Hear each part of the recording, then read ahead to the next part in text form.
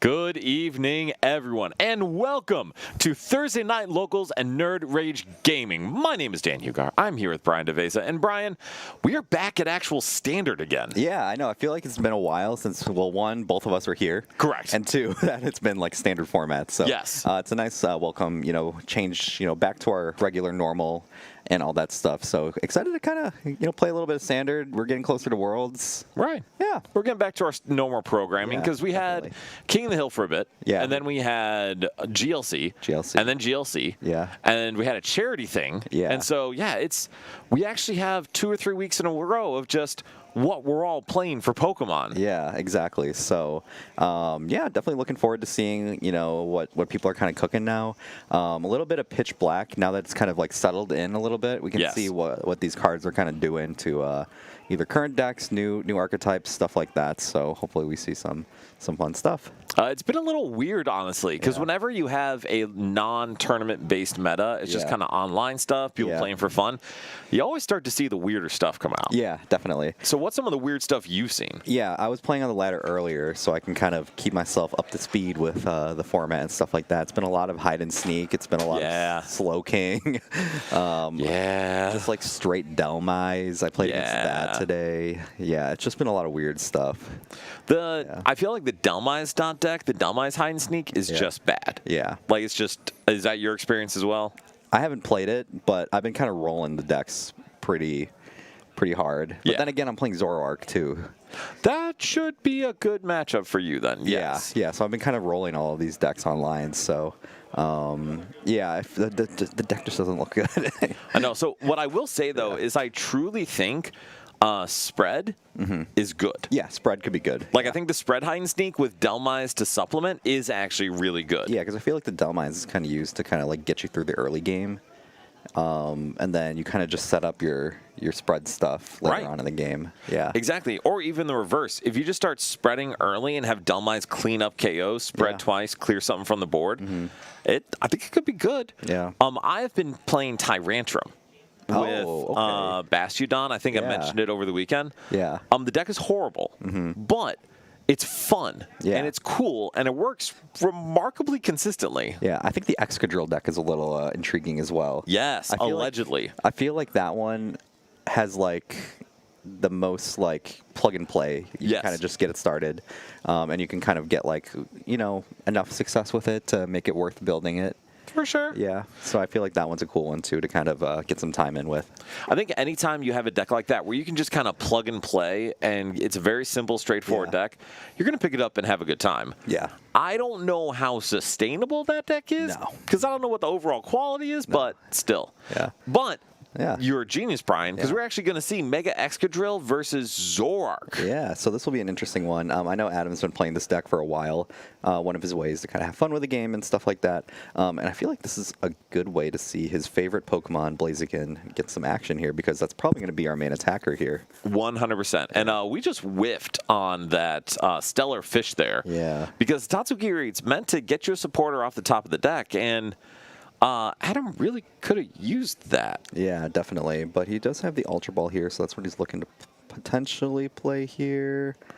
But I think he does have a supporter in hand already. It probably would have just been good to have the extra supporter just to, get it out of the deck kind of thing, and extra draw pieces. And I think, just give him a little leeway, figure out what he wants to discard, because ideally he doesn't have to use that Ultra Ball this turn, or can use it on less important resources, but here we are. Yeah, here we are. So we are going to see the Ultra Ball discard what looks like a boss's orders and a switch.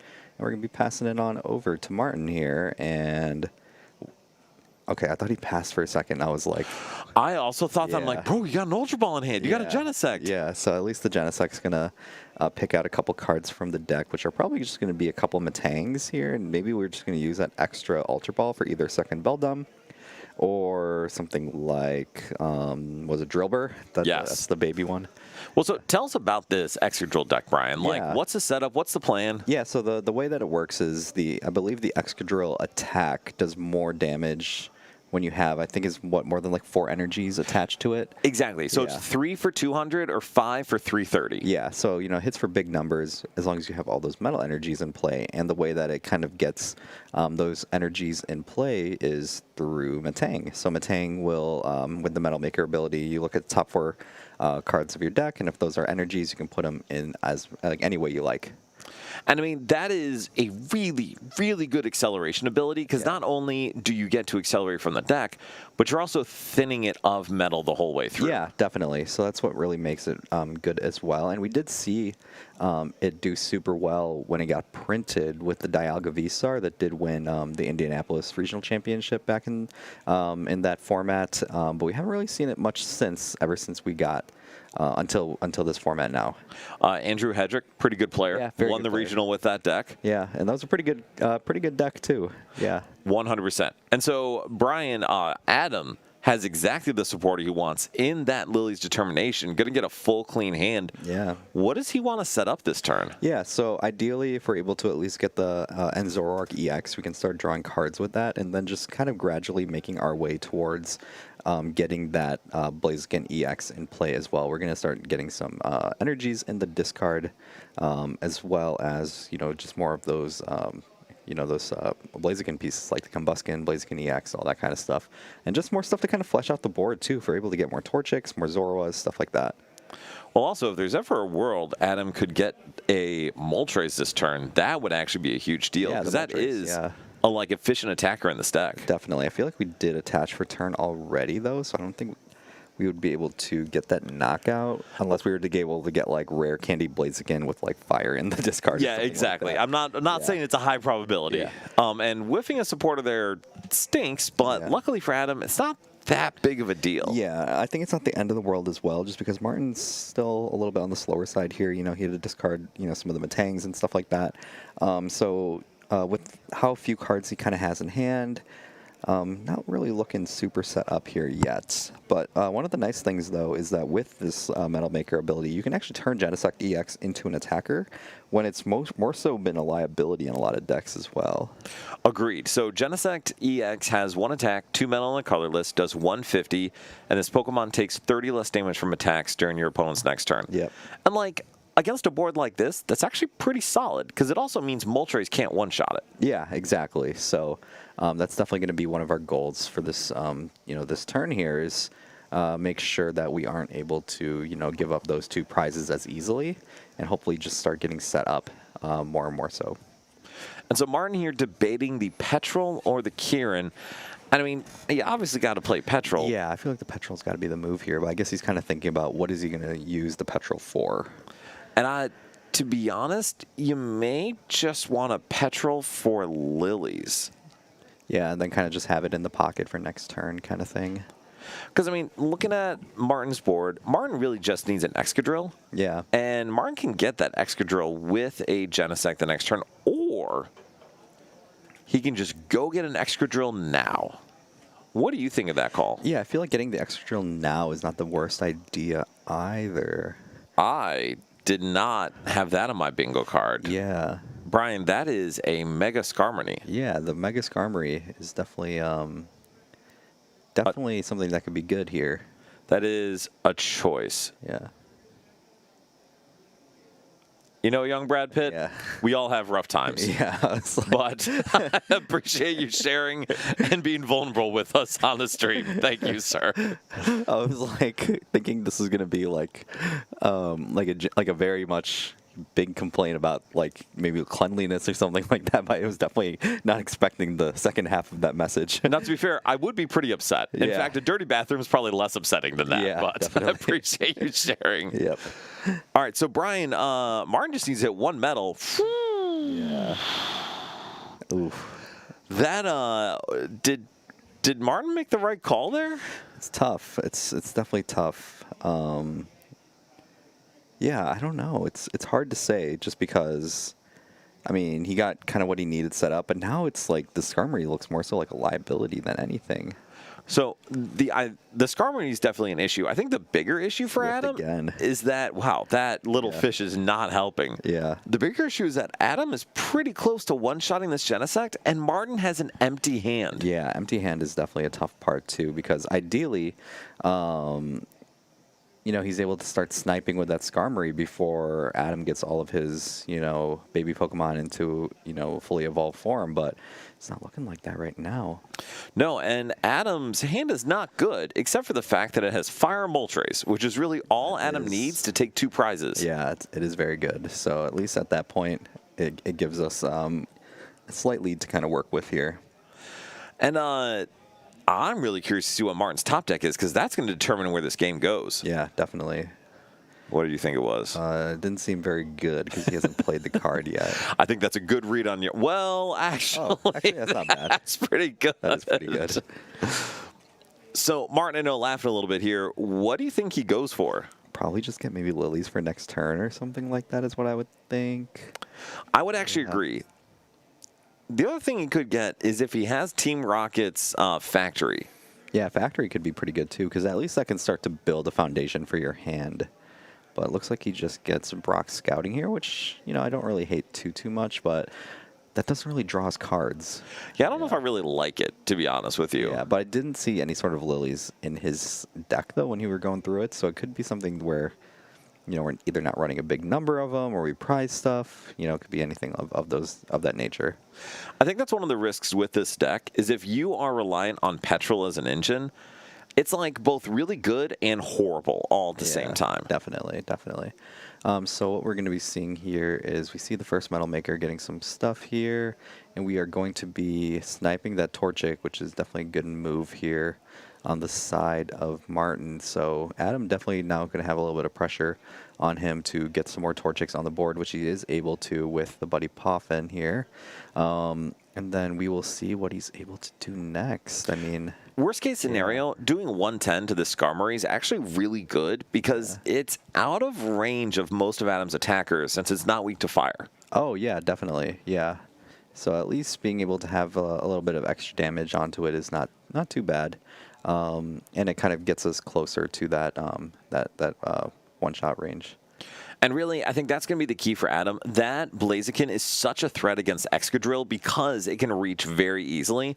Unfortunately, if you don't have a Blaziken, you're kind of limited on your attackers that really reach. Yeah, definitely. You had the Petron, you had Moltres, but nothing else to really hit big numbers. Yeah, definitely. See, we have the Unfair Stamp, but we also have Rare Candy and Blaziken for the next turn. So maybe Adam's just looking to do a swing here and hopefully going for the evolution the next turn. Try not to talk too loud here, so we don't alert any of our players. No, we have a tendency to do that. Yeah. So I actually agree with no Unfair Stamp there because Martin's hand is terrible. Yeah, definitely. Like, Martin has exactly Brock's, and Martin, strangely enough, choosing to use Metang first. Yeah, I would think that you would try to thin out some, cards before using it, but electing not to. So we have to make sure this Metal Maker draws at least one energy here. And, ooh. Oh, boy. Yeah. Jolly, you're absolutely correct. And so, to be fair, Martin did set up. However, that's about it. Yeah. Like, Martin got the board and then nothing after that point. Definitely. So we're going to... Okay, so at least we're attacking here because we can Night Stretcher attach for turn. True. So at least we're getting something here, but it's not going to help too well for Martin here because we're going to go into Blaziken next turn on the side of Adam. I would assume so. And even if Adam doesn't, Adam could go into something like Petrarun. Adam could just go into almost anything. But Martin at least does take another prize and apply a little bit of pressure. Yeah, definitely. So we will probably see the Rare Candy coming out here now. And we shall see from there what we're going to go with. And there is the Rare Candy Blaziken, so Adam in a position to respond. And Brian, does Adam go in with Blaziken here? I feel like you definitely can. I don't know. Yeah, I feel like this is okay. I feel like what I would really like to see, though, is another Torchic come down, though, just because I feel like if we're able to high roll these metal makers and get into Excadrill the next turn, it could really like put a lot of pressure on Martin to respond that way. So, and the thing is too is that Adam is not only just taking a knockout here, he's going to be taking 3 prizes off of this turn as well.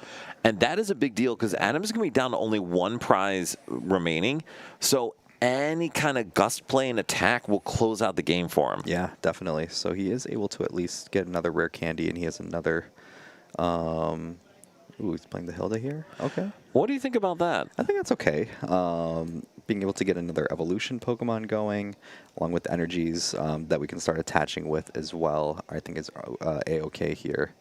If Adam has another rare candy in hand or a petrol or something, I do really love this decision. Yeah, he does have another rare candy in hand. Okay, yeah. In that case, no. I think this is a great call. If Adam did not, I would be mortified at this call. But that's also why he does not use that unfair stamp in hand, because why would you when you're about to win? Exactly. And the thing is, too, it's like, I mean, Martin's kind of in top deck mode. A lot of the cards he has in hand he hasn't really been using. So we're definitely in a good position here to be able to do something here. And I'm wondering, is he going to be high rolling and going for the double basic to hopefully draw into the Excadrill, or are we going to just take the Excadrill? So I think definitely the double basic, and then just using Genesect to go get the Excadrill. Yeah, that's definitely fair. And I would hope Martin Genesect, yes, okay. Because to your point, like trying to just raw draw into with Fez, Martin doesn't need to. Yeah. And unfortunately, that Metagross is a fantastic attacker, but not when your opponent's down to 1 prize. Yeah, definitely. Yeah, it's definitely a good way for you to uptrade into matchups like this, but it seems like we're a little too late. Nick, thanks so much for joining from the set of a commercial. That's so sick. Very fun. All right, so then Martin does hit 2 energy. 2. That's pretty good. Yeah, so do we need 1 more for the big attack? Or 1 more to reach for the knockout. Very cool. All right, so we get 2 more Metang. And... Okay. Uh-oh. We're getting close here. It's a little sketchy. Yeah. But Martin will be able to see 7 cards to find 1 metal energy. Yeah. And it's none of those cards. Yeah, but we're getting there, though. Yeah, I mean, Martin does see 3 off of this Pheasantipity. Oh, boy. Okay. Crisis averted. Now, granted, does Martin still immediately lose? Yeah. But we go out fighting. Yeah, definitely. And that's kind of what matters. You know, you play to your outs. You kind of do what you can, sort of thing. So let's see how we end this game off for Adam here. So we're going to go straight into what looks like the rare candy Blaziken here. We have energy. We have the attachment with the ability. We retreat, and then we are moving. And there you go. Blaziken easily cleaning up the game. And Bryce, do we have a second game? Perfect. Fantastic. So we have a classic of Dragapult versus Festival Lead and Sweet Child of Mine. Yeah. I'm pretty sure Matthew just jet headbutt that Diplin. That's tough. That is not good. Yeah, that's not what we want to see. And so, kind of just looking at the board state here, there's 2 Thwacky down. There's a Diplin with a max spell in the active. There's a Jamming Tower. Yeah. I think all Thor needs is Festival Grounds Black Belt? Probably. I think we have... Oh, yeah, we have both those cards. Well, when you get to Starbirth every game, makes it a lot easier. Yeah, it definitely does. All right, so we saw Festival Lead take a win. We saw Blaziken Zoroark take a win. Yeah.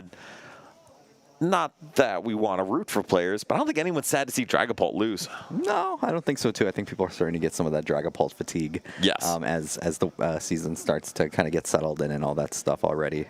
Dude, it has been a long time of Dragapult being like the best deck in format. Yeah, definitely. And if we thought rotation would have slowed that down, not even if anything, close. It kind of made it more prevalent. 100%. Because now there wasn't Guardy or something keeping it down, so...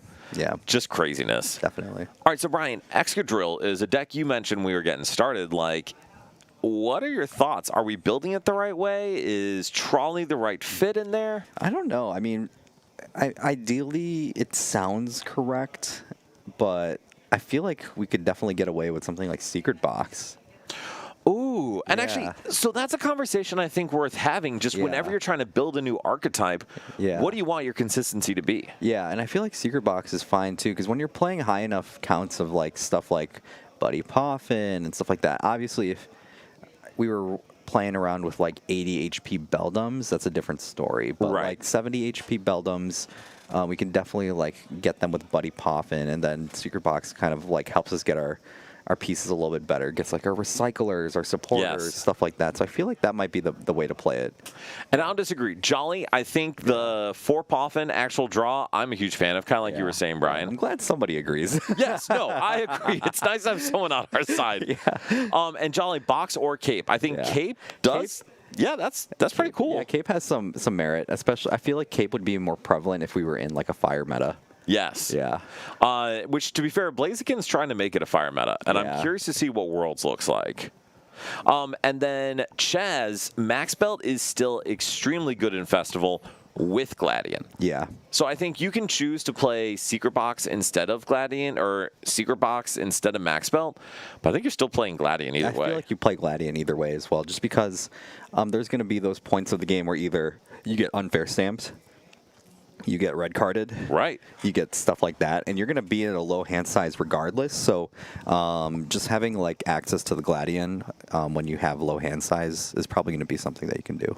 Agreed, completely. Rajan, Brian looks great today. Thank you for noticing. You look great today. You look good. Oh, you look great today as well. Appreciate it. Yeah. And Chaz, I would also agree. I think Secret Box is better than Trolley. Trolley, Budu does slow down Trolley for me. Trolley's just, it's hard to say, hey, the best card in my deck is only good turn 1. Yeah, I feel like it would only be okay if Arven was still in the meta. And I can see, so Petrol is like Arven light, but still, man, if you put 4 cards in your deck that only let you go get 1 card, that feels terrible. Yeah, that's why with at least Arven, like you can get the tool also. So that's why I feel like a lot of these trolley-based decks were good at that time. And that's fair, because if you trolley TM Evo or something like that, you're playing a whole different game. Definitely. Rajan, Toucanon. What do you think about Toucanon? Toucanon's a cool card. Yeah. Yeah, you know, draw an ability. It's got one of those, what are the Rondo kind of attacks? It's got Palkia V-Star's attack. Yeah. Which is insane. Yeah. It's a single prizer. That hits the same as Palkia V-Star. Yeah. That's crazy. It is, yeah. So the only thing is like, I mean, stage 2, but sure, you can work around it. You can. Yeah. I was gonna say it's a colorless Pokemon. Yeah. Its first 2 evolutions have less than 100 HP, so you fan rotom it out. To be fair, we saw Toucanon a lot in GLC. Haven't seen a lot in Standard. It was funny though, because I remember when I was reading through our group chat for the team, and I think it was Ryan and it was Roth that were looking for the middle evolution of it, Trumbeak. and we didn't even know what it was called, so it was like middle Toucanon. Yes, Middle Bird. Yeah, Middle Bird. And Chaz for Drillbur, I mean, absolutely, dude. If you're going to play the Buddy Poffin rather than Trolley, I think you have to play more outs to the actual basics. Yeah, definitely. Yeah, and I feel like those heavier counts also just make your game more consistent, too. Yes. Yeah. Agreed. Rajan, Toucanon players? Probably not. Probably not, yeah. No. If we see one and they win their first game, they're probably going on the stream the next round. I would agree with that, because we're all very hyped after Sunday. Yeah. And by the way, Brian, we did have a GLC tournament on Sunday, which is pretty cool. I did tune in very, very briefly. Thank you very much for doing so. Yeah. I was going to say, to be honest, I didn't know you weren't going to be there. I totally thought you were, so that's fine. I'm glad you were working. Yeah. What, did you see anything interesting when you were watching? No, I was just like there just to make sure I can add a little bit to the viewer count. And I appreciate you, bro. I kept it on the background while I was running around the hospital. I appreciate that. Yeah. Thank you for looking out for us. Definitely.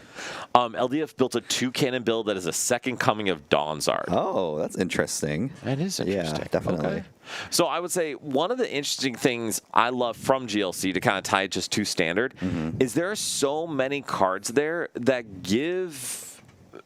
maybe have new life you wouldn't expect in Standard, but dude, we can and should steal a bunch of those. Toucanon, I think, is one of those because it's just an inherently good card. Yeah, definitely. I mean, there's definitely going to be some way that it'll be put into the meta eventually, depending on if we get, ways to cheat it out in ways like, what's that card? Like the Force of Vitality. If they make like a colorless version or something like that, or some Pillar of Vitality. Yeah, anything like that I feel like could make it a lot more prevalent. I can definitely see it being like a meta staple in like a year or so. I think Vincling makes a good point too, is Toucanon is much worse when Dragapult.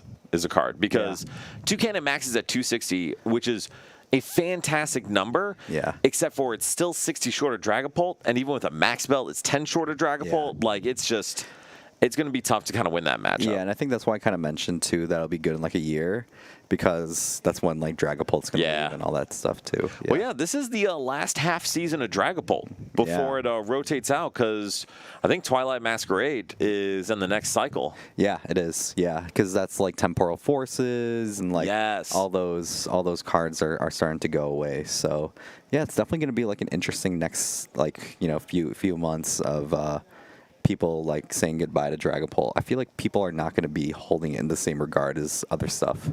I don't know, man. I love Dragapult. That deck is so good. It's also like fun to play, but anytime you get to a meta where everyone's playing Crushing Hammers, so I feel like that's why people aren't going to remember it as fondly as stuff in the past. Yeah, that's very true. Yeah. Chaz, you're actually right.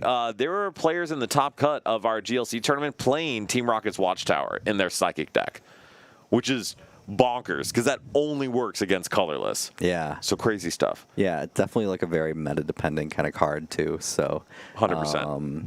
Yeah, it'll be interesting to see how our tournament warps the GLC meta.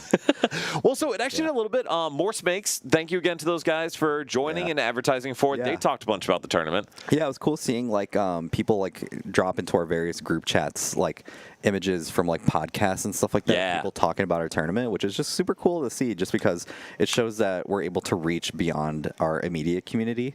So we kind of like seeing that. So and thank you guys all for being the only reason that happens. Yeah. Like otherwise it'd just be me and Brian talking into the void. So appreciate you all being here. And we actually do have one more summer event coming up too. We have our 3v3 in a couple weeks. The 3v3 is going to be a fun one. I played in it last year and it was fun. I played with like a pickup team. So, like if you didn't have anyone to make a team with, they kind of just like gathered people together and we were able to play that way, which was kind of fun. Dude, it's awesome. It's just fun to like hang out, play with some people. Exactly. Yeah. And it's interesting kind of dynamic of turning a 1-versus-1 game into a kind of a team game in a way. Yeah. Where you can kind of help out your teammates in certain matchups and like decision making, stuff like that. So for anyone who played during COVID, there was something called the Team Challenge, where stores could kind of host small tournaments, and the 4 qualifiers out of those tournaments were on the store team. So you could Buckwink completely against banning, but maybe Pulse the exception. I feel you. If you could do that for Lugia, if it ever comes back, that'd be great. Yeah, they didn't do it for Lugia, so they're definitely not going to do it for Dragapult. I would have been okay with that.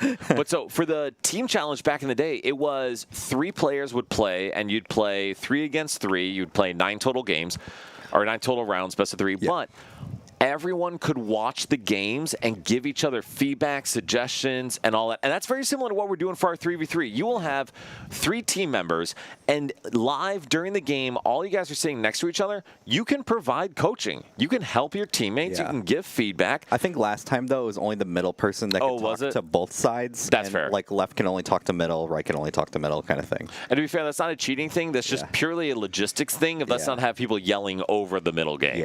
Yeah. So team captain, slap them in the middle. Whoever sees board states best, whoever thinks who games plans best, and then just help everyone else be more successful. Yeah, definitely. So it's super fun. They put me in that position last time, and I had no idea how to help anybody. So our team did not do very well.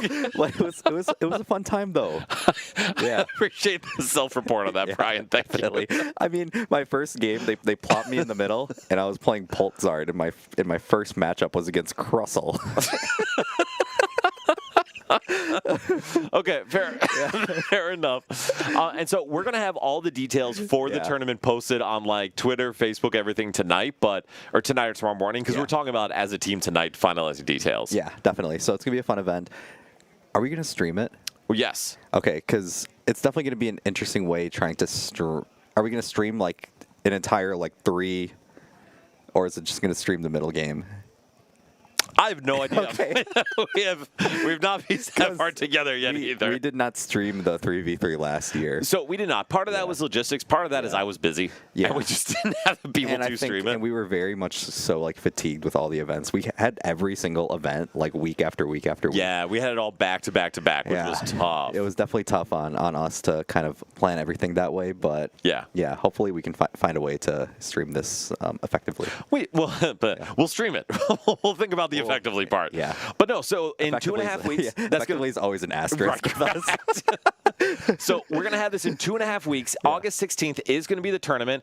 TCG Insights, thank you so much for joining. Oh, I think I'm actually available for that.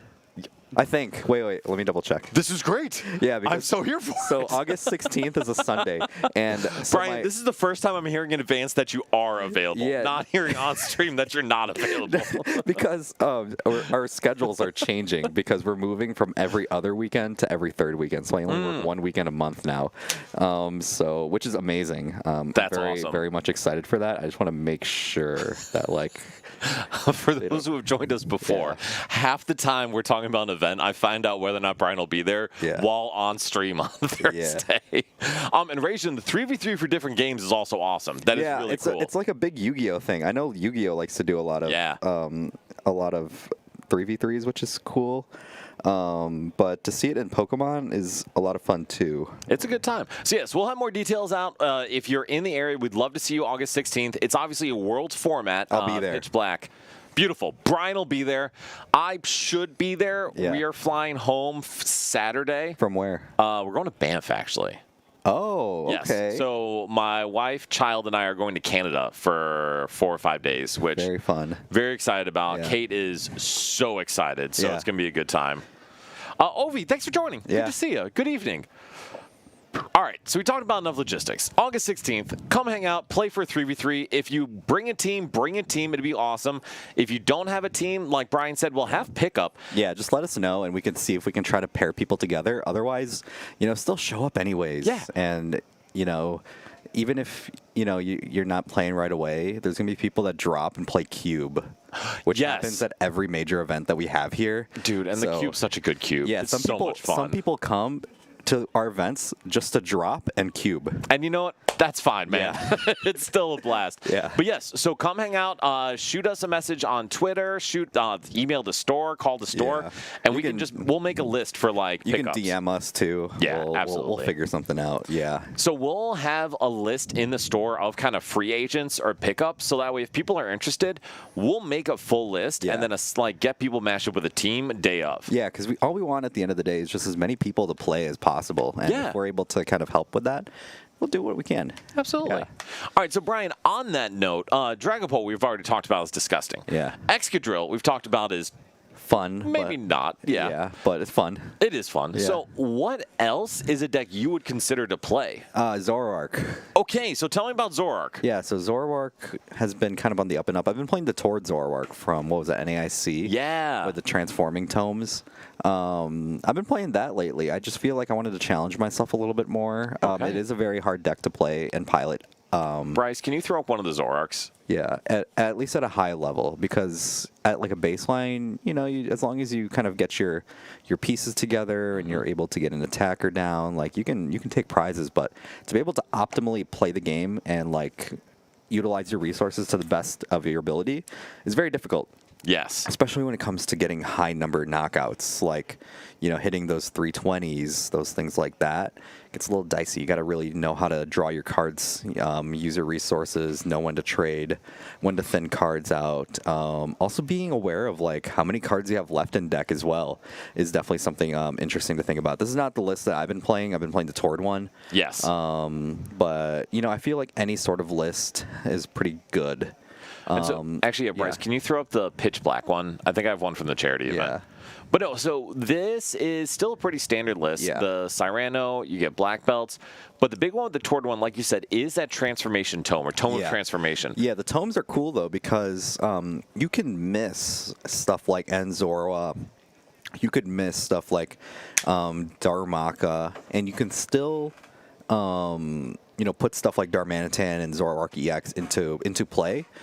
like the next turn, just because Yes. as long as you have Pokemon in play, you know, you can use those tomes to cheat stuff out and in. And my favorite thing to do is get stuff like Meowth in play, keep it in there for a turn, and then transforming tome it out, just so I can take out that liability and put something else in.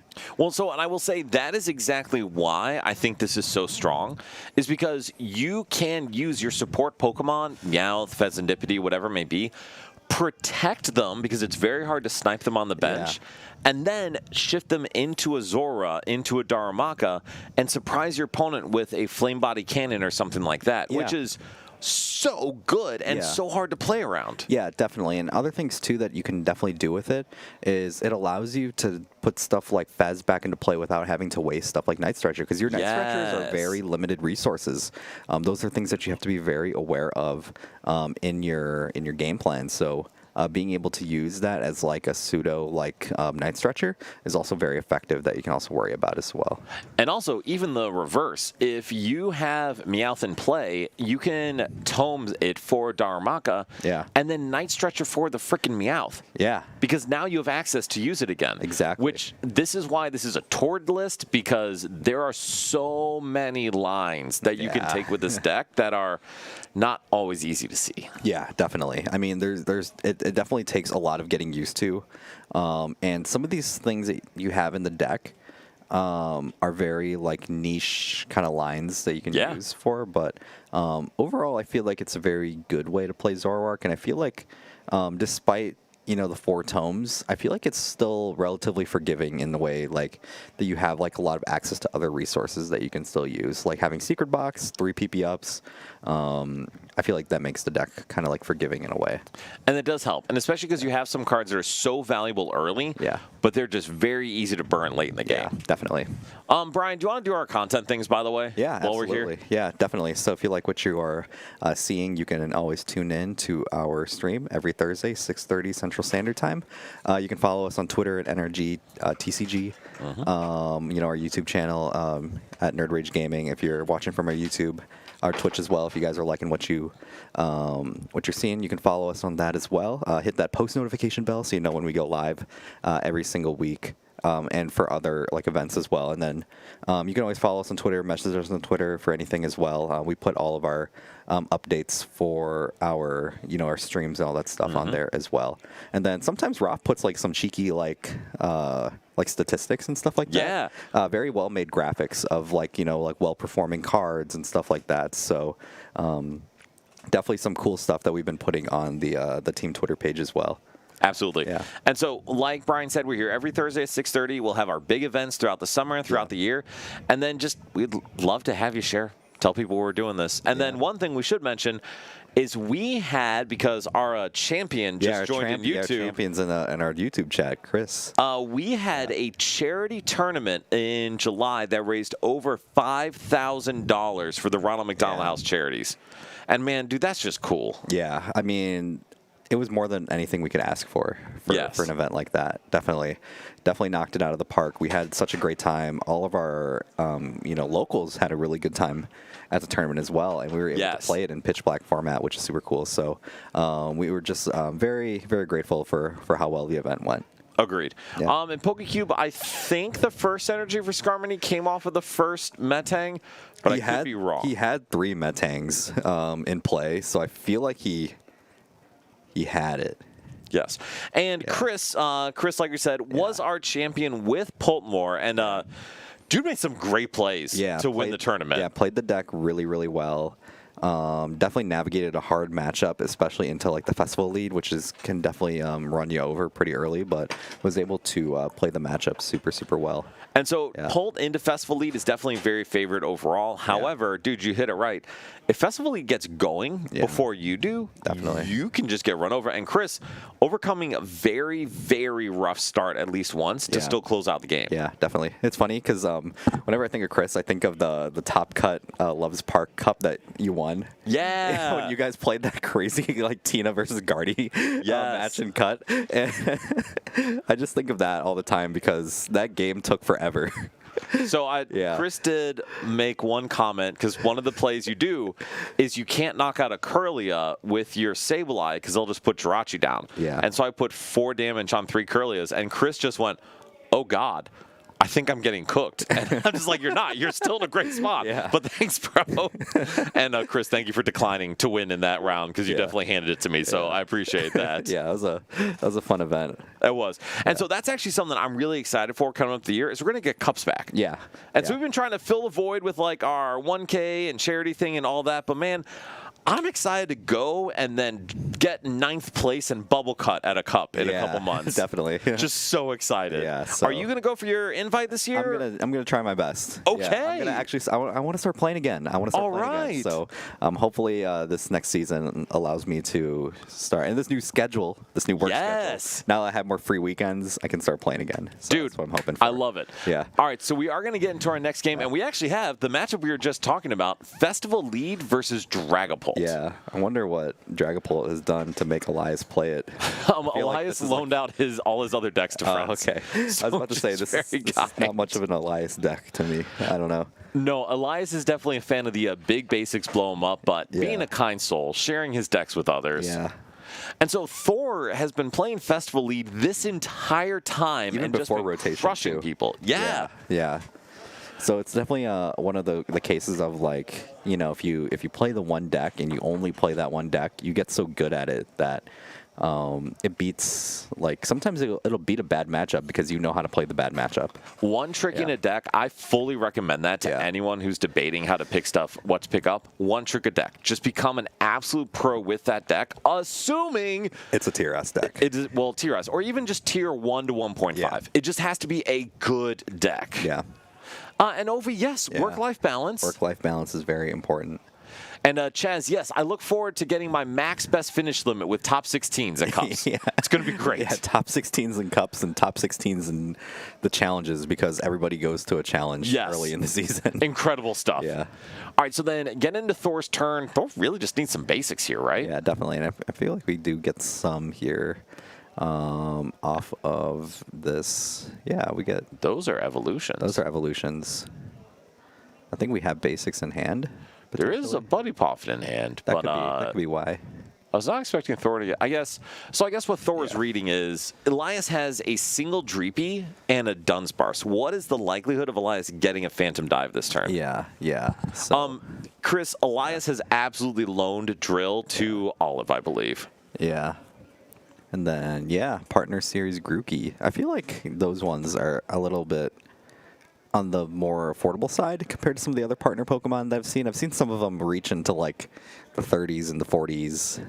Yeah. Dollar range, yeah. Dude, some of the arts are crazy expensive. Chaz, good point. For everyone who is watching, there are regional signups next week, including Baltimore on Wednesday. I'm definitely going to see some people on Twitter that didn't get into the event, like, just beg for when the next wave's going to hit. Yes. You know, first regional of the year, it's always going to sell like crazy. It's going to fill up fast. They're going to open a couple more waves. They're going to really fill up the event. People are just really excited to start playing again. Which I get. Definitely. It's going to be during... Do you think there's going to be a Raven game? Oh, I hope so. Dude, I went to see Lamar Jackson play the Raiders last time I went to Baltimore. Yeah. It was sick. Yeah. And Morgan, hello. Thank you very much for joining us. Then Ovi, the last 2 gens are very affordable. Okay, good to know. Good to know. I know That is nice. I was looking at our case earlier because we do have a singles case in the store if you guys are interested. We do. You can always look online for our inventory and all that kind of stuff. But we did have stuff like the Turtwig. I think the Turtwig was like $8 or $9. Pretty good deal. Not too bad. Yeah, especially Turtwig's popular Pokemon. I was going to say, also, NRG has stuff on the online store. Again, we don't work here. We just like Norm, and Norm letting us do this. We should advertise. Definitely. Bro, we lost the game. It's the second one. Dude, Kenneth, I left after the 3rd quarter because I had to get home, and it all was downhill from there. Yeah. And Buckwink, I think he has the reverse art from Ascended Heroes, which is pretty. Yeah, definitely. So we're gonna see. We're gonna see some stuff here on the side of Elias. Oh, pretty solid. Boy. Very solid here. We're gonna be able to see a lot of cards here, and we're going to be putting we're going to be putting a Thoron under unlock here. And that is a huge deal because right now Thor does not have an out to switch out of this Grookey. Yeah, definitely. I mean, even though we're going to be able to Boom Boom Groove, we might just need a few too many pieces kind of thing. That might be like the situation that we're in here.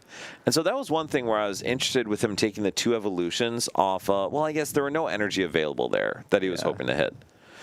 Okay, so for Elias, this is an interesting hand. Yeah. So we're going to see the draw 3 here. We're going to put the... That makes the hand much less interesting and much better because definitely. Elias did hit a Buddy Poffin off of the Dunsparce. Is going to be good because at least we'll be able to get some more of those Dreepies in play as well. Just because now once, we get to that point where we're going to do the wave, the do the wave is going to be taking 2 prizes. Yeah. Ooh, the Ravens will be home for that Sunday against the Saints. Against the Saints, yeah. So that'll be good news for anybody that is traveling and would want to spend their Sunday, if they don't day 2, watching the game.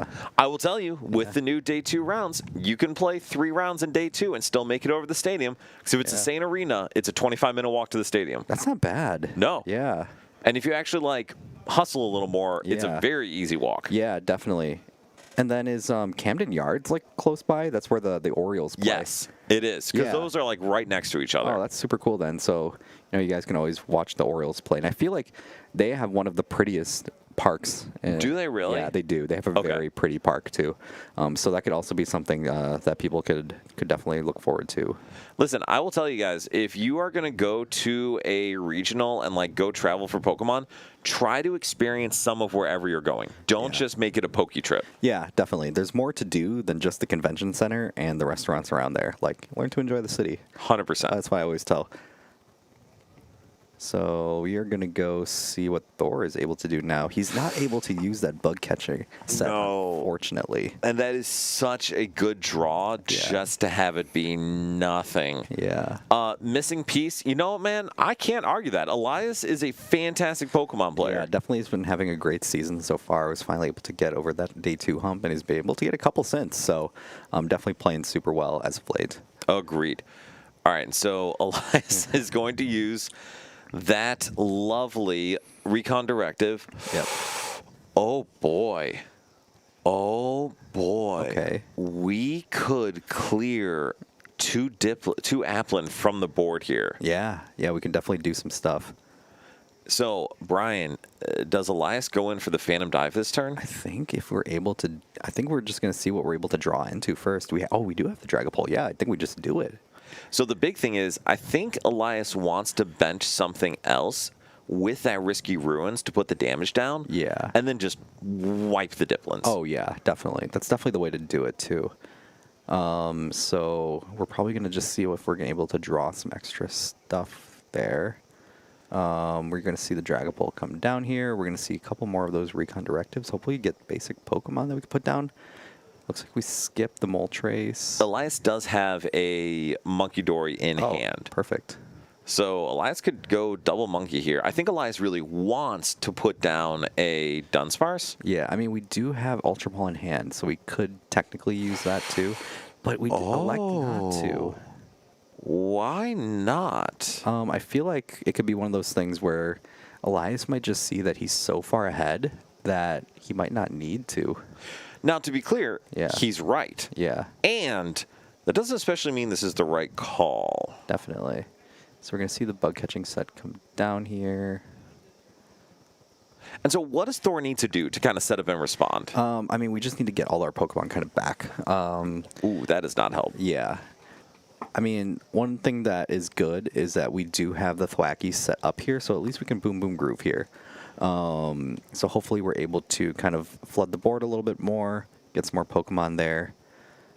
It's kind of tough too with not many cards in hand though, but at least we should be able to attack though. This is the issue. So Thor needs Festival Grounds in order to attack twice. Yeah. So Thor could go Gladion Belt. That puts each attack at 40, 70. Oh, we are one Pokemon short of knocking out this Dragapult. I think he's just going to go the safe route here and just grab the Lilies, so at least he can just have more in play here. Yeah. Well, and that's the thing. if Thor had found another basic Pokemon off of that bug catching set, he would have knockout. Oh, yeah, that's true. Because I believe he only found the grass energy off that bug catching set, right? Yeah. So that is unfortunately very, very rough. But Thor has a chance to set up here. Yeah, definitely. So, I mean, we have some basics here. Okay, so we at least can get 2 more Pokemon down here with the Pokepad and what looks like another Grookey. Wait, did you play Elias twice in Phase 2 at 2 majors? That's wild. Yeah, that is a fun little coincidence. Did you win both of them? Yeah. And then Chaz, dude, going to a doubleheader, Ravens into Orioles, that sounds amazing. Yeah, it sounds like a good time. And Brian, this hand is bad. Yeah, it's not looking too good. I mean, we have a lot of evolution Pokemon, but what we really need are basics here. And the issue is if this Dipling goes down, Thor has no way to get another attacker next turn. Yeah, it's tough, though, because, I mean, they have 40 HP. We'd like to have 2 ideally, but it's not looking like that way right now because the Phantom Dive is just going to clear them out. And that's the issue, too. There's no way that I can see for Thor to protect this Applin. Yeah, it's not looking too good here. No, that is very, very scary. Yeah. Missing piece. You are the threat, is what I'm hearing. Yeah. But yes, Elias is a lot of fun. Great dude. Yeah. So we're going to see attachment come down here onto the Strip Cloak here, and looks like we're just going to keep continuing the pressure, just clearing out the board more and more as we can. So what do you think about Thor not attacking? I can see the merit behind it because he sees that he has the Monkey Dory in play, and the Monkey Dory is just going to put that damage back onto his side of the board. Unless he's able to, knock out through like a one-shot, it doesn't seem like it's much like really worth it in a way. What do you think about this decision? This decision's okay, I feel like. The main thing that we need to prioritize, though, is taking out the Rellor. And I think taking out the Rellor is good. To be honest, I don't think you care about the Rellor if you knock out 2 Applins, go to 2 prizes remaining, and Thor can't attack next turn. Yeah, that's definitely true, too. I think he's also trying to take away the Boom Boom Groove threat here as well. But it looks like we're just going to, take 2 more prizes here, and then kind of just go from there. I mean, Elias is just so far ahead. It's kind of tough to come back from something like this because... we just have all of our pieces here. We have another attacker pretty much fully set up here. And it doesn't look like, Thor is really able to pressure much here. And that's the risk. Yeah. Thor has a single Boom Boom Groove, so there's no way to thin his hand down to use Gladion to try to reach for the knockout here. Thor can fill the board with Max Belt, but that's not enough. And just, I don't think there's a way for Thor to get through this Dragapult. Yeah, it's not looking good here. Looks like we're just going to attach here. Maybe just put the Max Belt down. I know he's got the Stadium in hand too. Maybe just see if there's another way to get more Pokemon in play here. Oh, it's looking like he's eyeing the Gladion here. I don't know. He's got a handful of cards in deck. I agree. I don't know how he's going to be able to use it unless he's saying Thor's deciding to hit this Dragapult and try to 2-shot it into Gladion. Yeah, but I think he can do it. No, and I think this may just be game over. Yeah. Thor scoops it up, says, "You got it, man. I got nothing." And Bryce, do we have a second game? Excellent. All right, we got Olive on the hide and sneak. That is not hide and sneak. That is Chandelure. Chandelure. Interesting. Does the Chandelure share the hide and sneak ability though? It does not. Oh, it does not. This is just Chandelure with enough psychic Pokemon for Delmise. Oh, okay. What an interesting deck. Yeah. So, Brian, what is this thing doing? Do you have any idea what it does? It doesn't. I don't. Cool. I got you on this. So, Chandelure has an interesting attack, pretty similar to Alakazam's, actually. So, Chandelure has an ability that says once during your turn, both you and your opponent draw a card. Oh, okay. And then the attack does damage based on the number of cards in your opponent's hand. So it's kind of like the Mega Frostlass. Exactly. Yeah. So you're doing a gajillion damage to this Alakazam. And unfortunately, though, you are both Stage 2 Pokemon that are using Stage 2 attackers into your other opponent's single prize Stage 2 Pokemon. Yeah. That's not great. Definitely. And it looks like we play a Toucannon in this list, too. For the Alakazam? For the Alakazam. Yeah, you see the the middle bird. Listen, Toucannon is a fantastic supplemental attacker for Alakazam. Yeah, definitely can be. Because, I mean, a lot of the times with the Alakazam deck, that's like your only attacker. Right. So being able to have like one that not only can draw cards, but can also attack as well, definitely helps the deck too. Well, the other part of that is Alakazam attacks by placing damage counters. So we can play around a lot of things, but oh, yeah, definitely. the way people defend from it is using stuff like... Ragen's super hyped to see a Toucannon. Yes. Even though it's not like a fully Toucannon deck, just being able to see the Toucannon's fine enough. It's a supplemental Toucannon. Yeah. But so the issue is you can play around it with stuff like Rocket's Articuno or Mist Energy, but then Toucannon just comes in and hits you for 200 damage. Yeah. Super cool, super cool. So then on Olive's end, choosing to just take the attack, not bench the Delmise, any idea why not? Yeah, it's definitely interesting. I feel like, though, it's fine to not put the Delmise down because they could just be, like, targeted very easily. And the Delmise, just super consistent attacker anyways. Can kind of just be put into play, kind of plug and play whenever. I think that makes sense. The other question is, if there are not 4 hide and sneak Pokemon in Olive's discard, the Delmise is hitting for exactly 30 damage. Oh, yeah. Which is not a lot. Definitely, definitely. So we'll see what Christian's doing here, kind of thinking it through. We do have the energy on the Kadabra already. Alakazam's coming into play as well. We'll be able to draw 3 cards here. And I think that's the big thing for Senior is he can't whiff attacks. Yeah. Because Olive's already ahead by a prize. And we know in single prize matchups, you gotta stay ahead on attacks because the first person to whiff is usually the one that loses. Yeah. So let's see what we end up doing now. We do have the Enriching Energy here. We do have the Dunsparce. We have a lot of cards in hand to work with, but don't know how much... having all these cards in hand is going to help either player here. And so that's the thing. It allows Senior to reach knockout on that Chandler. It also allows Chandler to reach knockout on Alakazam. Yeah, I feel like, though, it's just better to have the cards at this point because I don't think there's any reason to just keep your hand size low to prevent a knockout because you might not even be able to attack the next turn. No, you are never tanking a hit in this matchup. And if you are, things are very weird. Yeah, definitely. But so Senior playing that Dawn, I can't imagine he's getting Fez out, right? Yeah, I don't know. Because, I mean, to me, that is the quick way to lose this game. Yeah, it definitely is. Does this Battle Cage affect Olive's ability to attack here? No. Okay. So Olive is always hitting into the active. Oh, into the active. It's not going to bench. Okay. Correct. Okay. So, and even though the ability is in effect on your opponent's hand, not blocked by Battle Cage or anything. Got it. So then, Brian, what does Senior need to do to fully set up his board? Yeah, I mean, we have an Abra already. We have an Alakazam kind of going here.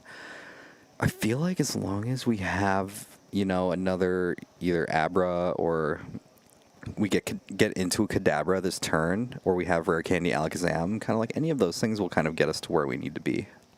And so with that Toucannon already on the board, that should be enough because Chandler does not have a ton of HP. It is only 130 HP. I think that's why Olive's keeping her board kind of low as well, just to kind of respect the Toucannon. As long as Senior has 4 Pokemon in play, Toucannon's always knocking out the active. Got it. For Olive. Got it. All right, so we shall see. Are we going to go into the... Ooh, does Senior also play Van Rotem too? That can also be a pretty decent attacker for this deck. So Van Rotem can be a decent attacker, and I assume he would if there's both the Toucannon and the Dunsparce in there. Yeah. So then Olive has the Lampent, has the Pokepad for the Chandler. How does she set up a backup attacker is the question. Do we have Delmise in hand already? Is that a way around it as well? I think so. So there is at least one Shuppet, and actually there may only be one Shuppet. There's one Shuppet and one Bayonet in her discard pile. Okay. So unfortunately, she does need 2 more. Yeah. Okay, so both players are going to draw a card here. We did draw into another Bayonet, I think. Yeah, so there's a Bayonet and I think 2 Shuppet in hand. There is a Delmise. Yeah. Is there a Gwyn in hand? Doesn't look like it. So this is tough. Olive also does not have a fire energy to attack. Yeah. Oof. I know, it's tough. I mean, we only have like Boss as our real supporter here. Yeah, it's not looking too good. No, there is a Hilda in hand. So Hilda can go get the fire if it's in deck, but from Olive's search, I didn't see one in there. Yeah, it might be a little tough. There might not be much we can really do here. So, Chris, it is a good question because this deck, okay, there is a fire. Oh, and a Luminous. Luminous is good here. I like So that. this deck is not really meant to disrupt. Like, this deck is really meant to attack based on your opponent putting a bunch of cards in hand. Yeah. Because if you if you like unfair stamp or judge them, you're not doing a lot of damage. But not. And Legacy. Oh, Luminous? Legacy. Legacy. Yeah, Legacy. Okay, so at least we're going to be able to attack, and we'll be able to keep our prize trade intact here as well. Kind of put some pressure in that way. And so one thing to be clear on that, it keeps the prize trade intact if Senior does not knock it out with Alakazam. Yeah. Because Legacy does not protect from damage counter placement. Yeah, definitely something to keep an eye on here. So it's going to be pretty much putting a lot of pressure on Senior to get that rare candy Alakazam play. It is. And now, Senior could still play around this just with a boss as well. Yeah. But at a certain point, you're going to have to go through this Chandelure. Definitely. And I think that's what Olive's kind of recognizing here. And that's why it's just putting down the extra Pokemon just in case. It looks like Olive actually has an Energy Search in hand. So we'll be able to find a Psychic next turn for Bayonet. But this is kind of a tough spot for her. Definitely is. So we'll see what Senior is able to do here. It does promote the Dunsparce first. And looks like... And so has the Cavern, which really doesn't matter here because that really just stops the effect of, or like Terra Pokemon attacks. Yeah. Or slows them down, excuse me. Has plenty of Pokemon he could Sacred Dash in, but Brian, I think he's really just digging for rare candy, right? Yeah, that's what I would think too. But it looks like the deck is still relatively large, so we might have to do a little bit of digging here to see if we can get that rare candy. So, I mean, we have ways around it. We just kind of have to see what we can do here. So we're going to play what looks like... Ooh, I don't know if I like that. No. Just do the Dunsparce first. Don't do it. No, actually, do not do the Dunsparce first. You need to do the Enriching Energy first. Oh, yeah. Followed, or you just... It's fine. I feel like you could actually, yeah, you're right, because you need to draw the 4 first prior to, manipulating the deck that way. Exactly. Because even though, like, you could, the Dunsparce again on the Dunsparce on the bench here, it still manipulates the deck enough to where it really makes it difficult. But I think we do have rare candy in hand anyways, so I feel like Senior hit the rare candy off the Dunsparce. Yeah, so I feel like we're not getting punished too hard here, but we definitely could have. Oh, that is the definition of never punished, because whole baby were we about to be very, very punished. Definitely. So at least we're going to get Abra, some of our Alakazam pieces back in play here, and we shall see. And so Senior just setting up so that way he'll be able to stream another Alakazam attack, because he has to be able to take 3 knockouts in a row and hope that Olive misses one of them. Yeah, so that's going to be an interesting way to go about it here. And what do you think his sequencing plan is? Yeah, so, I mean, we're just going to try to put all the Pokemon that we can back into play first. And then looks like we are going to maybe get the Dunsparce out with the Enriching Energy potentially. And that seems fine too. Yeah, and then just keep that on the bench for next turn. To be honest, I almost would have liked him to go get the Psychic Energy out just to slap that on one of his Abras. Because you can attach the Enriching Energy anytime as long as you have the energy attachment down to attack. Yeah, that's very true to think about as well. So looks like we're going to go for that Pokepad to grab the Alakazam here. We're going to go for that rare candy play, and it looks like we're going to be attacking very, very soon. I thought he had an Alakazam in hand. Did he not? He might have not had one before, and I think he... Oh, he did have one. Alakazam right there. Oh, yeah. Guys, I'm so confused. Yeah. I'm lost. But regardless, Brian, is Christian about to cook Olive? At least this turn, yeah. But, I mean, the thing to kind of think about, though, is that Olive is still ahead on the prize trade here. When it comes to single prizers, just being able to stay on that prize trade is very, very important. So the fact that we are able to keep up is what we need to see.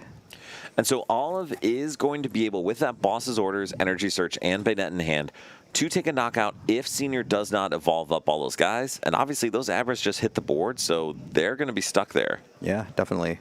I don't like putting the enriching energy on that bird, though, because we can't recycle it. And I don't mind it too much because Bird is an attacker, but kind of like you said, Senior's already got enough attackers set up. Yeah, I mean, we have the 2 cannon kind of set up here as well. I feel like there are other ways that we can kind of just use that enriching energy. We could have just kept it on the bench for next turn, stuff like that. But, you know, we'll see. We will see. I agree completely. And so hopefully Senior sees that really needs to use Alakazam to knock out this Chandelier, because otherwise that legacy energy is going to... We're eyeing the boss. I hope we don't play the boss. I also hope we don't play the boss. I hope Senior realizes that he can just attack straight up into this Chandelier here. I mean, Senior only needs 7 cards in hand. Oh, this is very, very bad. Yeah. Because now Olive is going to get that legacy energy to really add some value. Yeah. And she's going to be able to evolve that Shuppet into Bayonet and have game in hand next turn. Yeah, that's definitely not the way to do it. But they're both gonna draw. Yeah, and so this is crazy. So if Senior does not disrupt Olive next turn, she wins. Yeah, exactly. Whereas, and, I mean, we don't really play disruption either.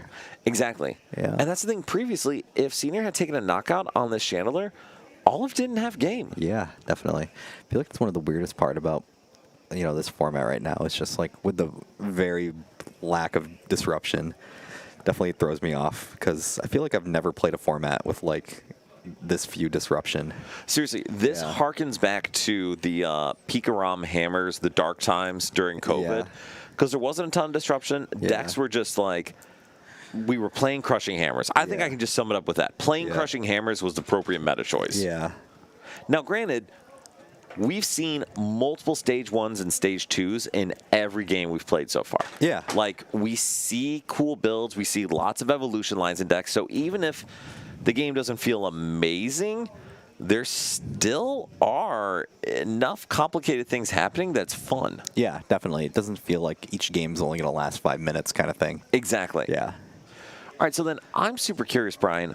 Why did Senior not knock out the Chandelier? Yeah, it's just, I don't know. Maybe it might be just like a lack of knowledge kind of thing. Just thinking that, you know, might not know that damage counters mean that you can get the prize on the legacy. Yeah. And I think that may be it. Dude, Chris, they were the dark times. Listen, you know it, I know it, we all know it. But so, Brian, to your point, does Alakazam play any hand disruption? Don't think so. Let me ask our expert here. Does Alakazam play any disruption? He's not? All right. Well, I think cooked is the term the kids use, right? I think it is. Okay. Yeah, and plus, like, it's like insult to injury because not only did we not knock out the Chandelier, we're using 2 cannon to attack now, and we're short the boss now too. Exactly. So, you know, there's just like it's just like a bunch of different things kind of added on to this that just make that play just even more questionable.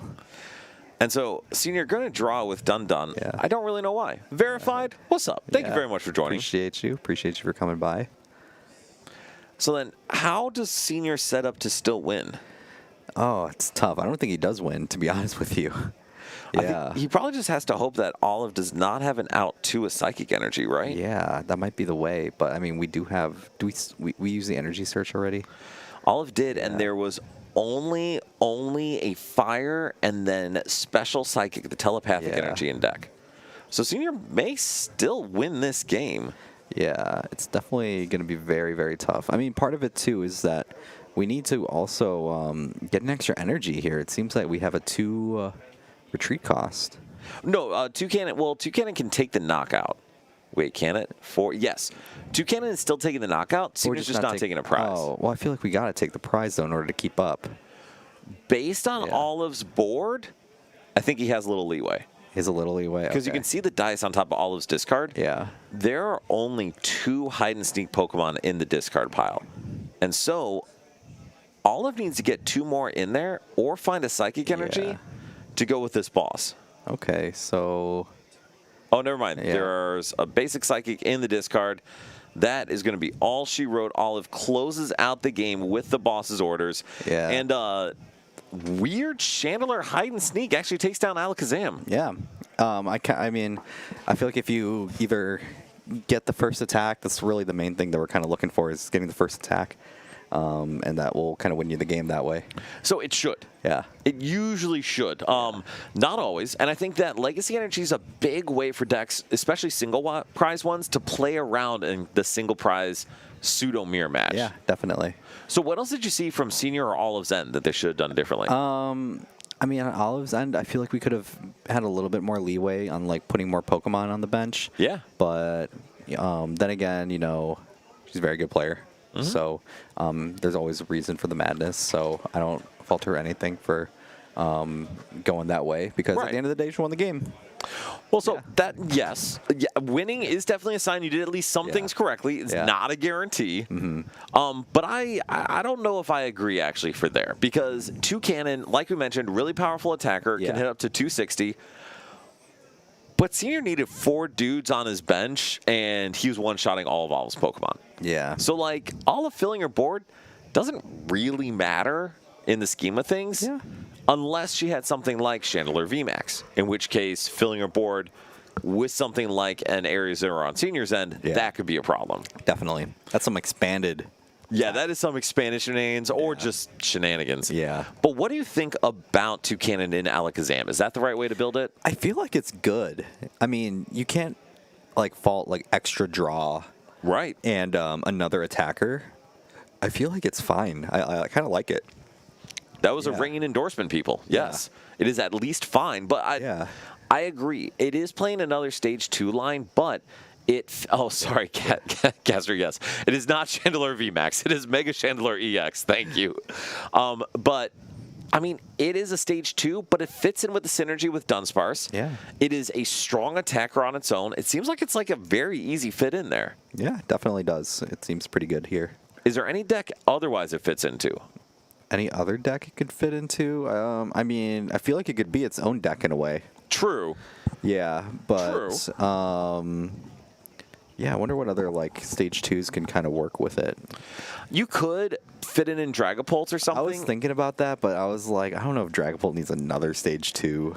The one thing I was thinking is if it's pull with candies and pull with the Area Zero, that's where you may have a good inclusion. Yeah. Because Toucannon with Area Zero, that can reach up to 320 and one-shot EXs. Yeah, and it's a good way to uptrade too. So. It is. Absolutely. Because think, 260 plus 3 more Pokemon, boom. As long as they have 5 on their board, you're clearing out Dragapult or something like that. Yeah, definitely. And Caster, just straight up Terra Box could be a good fit. Dawn. Based, okay. Dawn, yes. And yes, Toucannon does help Alakazam win all of its auto losses from before. All right, so Brian, any other cards coming out of the set you think are interesting? I mean, we kind of already saw some of the hide and sneak stuff kind of go to work already. The Chandelure looks pretty interesting. Yes. The Toucannon's cool. I like the Toucannon. Toucannon's interesting. Yeah, so, and then the only thing we got left to see, somebody got to cook the Darkrai. All right. Well, I'm not sold on Darkrai. No. Yeah. So, I mean, Darkrai is cool, but, man, you already have a high HP basic mega dark Pokemon that deletes things. Who knows? Somebody's going to make it work because towards the end of the last time we had a Darkrai, you remember Darkrai V-Star? Listen, man. Somebody made it work, way into its lifestyle span. So one person did get top 8 at a regional with Darkrai V-Star. Yeah. Brian, do you know how many Mew VMAXs that man played in day 2? They probably played a bunch of Mews. 6. Yeah, they probably played a bunch of Guardians. They only played Mew VMAX day 2 at the regional. So they went in at 6-2-1 and won every game in day 2 to get to top cut. That's crazy. It is absolutely crazy. And Chris, Dark Bell, I think, is a good card for Disruption. It's going to find its way into stuff. Yeah. And I think I was talking to Kev earlier about that 80 HP Slowpoke with the ability that it can't get confused. Okay. Technology. Okay. Technology. Okay. Wait, but why would you even leave it in the active? You never know. You're right. I don't. I have no idea. Technology. And listen, hey, I played Darkrai V-Star to 6-3 at Milwaukee. And then where I was 4-1-1 at NAIC with Darkrai V-Star. And then I hit 3 Palkias and lost all of them. But we don't worry about that. We don't worry about it. The card is great. It was a lot of fun. Yeah. Yes, every round. Wait, you were there for that, Chris? Yeah, that's wild. Yeah. All right, so then Darkrai is a cool one. So we saw the Delmise from Hide and Sneak, and that's the one people are hyping. Like, why is Sinistcha not getting the love? Yeah, I feel like it's just, a combination of things. It has very low HP. It's just very susceptible to Dragapult. With the ability, though. Exactly. The ability locks it out. Yeah. I guess there's still other ways that it can get around it, because, the Flame Body Cannon still takes it out. Yes, and you do have to play Shaman into Zoroark and stuff like that. Yeah, so, that could be something to kind of think about, too. Just like low HP numbers takes a while to kind of get set up. Yes. Yeah. And that's where I think the difficulty comes in. You got to get 6 Pokemon in your discard to start hitting with it. So you usually have to hit with Bayonet first. But that means you're hitting with a stage 1, which means you're not attacking turn 1. Yeah. Which means the first time you're spreading is turn 3. And that is probably a little slow. Yeah, definitely. So if y'all have a good idea on how to turbo that out, I'm so here for it. Oh, Chaz, Ethan's Typhlosion. That's actually a great place to cram this guy in. Oh, yeah. It can definitely be like supplemental attacker in a way, like for that too. Yeah. Well, because that's a big issue with Ethan's Typhlosion. Well, there's a lot of issues with Ethan's Typhlosion. But one of them is you got to stream your one attacker the whole game. Yeah. Yeah, tough. It's kind of like the Alakazam case where it's like you only have the one line of attackers. Right. It gives you like an alternate line. Exactly. And a little more consistency, a little more flexibility to play around prizes and stuff. That is a very good thing. And Bryce, do we have our game team meeting after? Yeah, that's why I'm here. Perfect. Thank you. I appreciate you. Yeah. This is okay. Okay. Thursdays, but like any other time we stream, Never does it. like we do 12-hour streams and nothing happens. Which, to be fair, I'm grateful nothing happens for those. Yeah. Like if it's gonna go wrong, this is the time for it to go wrong. But we got it. That's game. Yeah, that's game. Yep, Flame Body Cannon, dupe. All right, Tom just says you got me, dog. Yeah. That's fine. Yeah. All right, so I'm gonna assume we should just talk and see if it comes back. Yeah. But Is YouTube up? Because somebody in the YouTube chat just said Twitch stream looks like it crashed. it says we are streaming. It says we're going very slowly. Very Interesting. slowly. Okay. At least it's not cutting off. That's Okay. good. So we're going slow motion here, and that's okay. All right. But Andrew is not going slow motion. Yeah. We could just see two quick dogs here. Oh, my goodness. Wow. All right, and Andrew streaming Thwackies, which is absolutely the right call. Oh, YouTube's up. YouTube is Okay. up. Okay, great. If Excellent. YouTube is up, is it like up, like working up, or is it like Save. Oh, okay. Whew. Okay. All right. Cool. Looks like we're Everything back. is fine. Wow, you guys missed the first game. The Zoroark game is done. This one looks like it's about to be done too. Yes, and perfect. Buck. Glad it's back. Thank you. Yeah. We are a single energy and festival grounds away from having to figure out something to talk about for about Yeah. 20 minutes. Yeah. So we'll see. I gotta imagine it's pretty easy for Andrew to hit here. I think we just need the energy, don't we? Do we have enough Pokemon? There's bench Pokemon.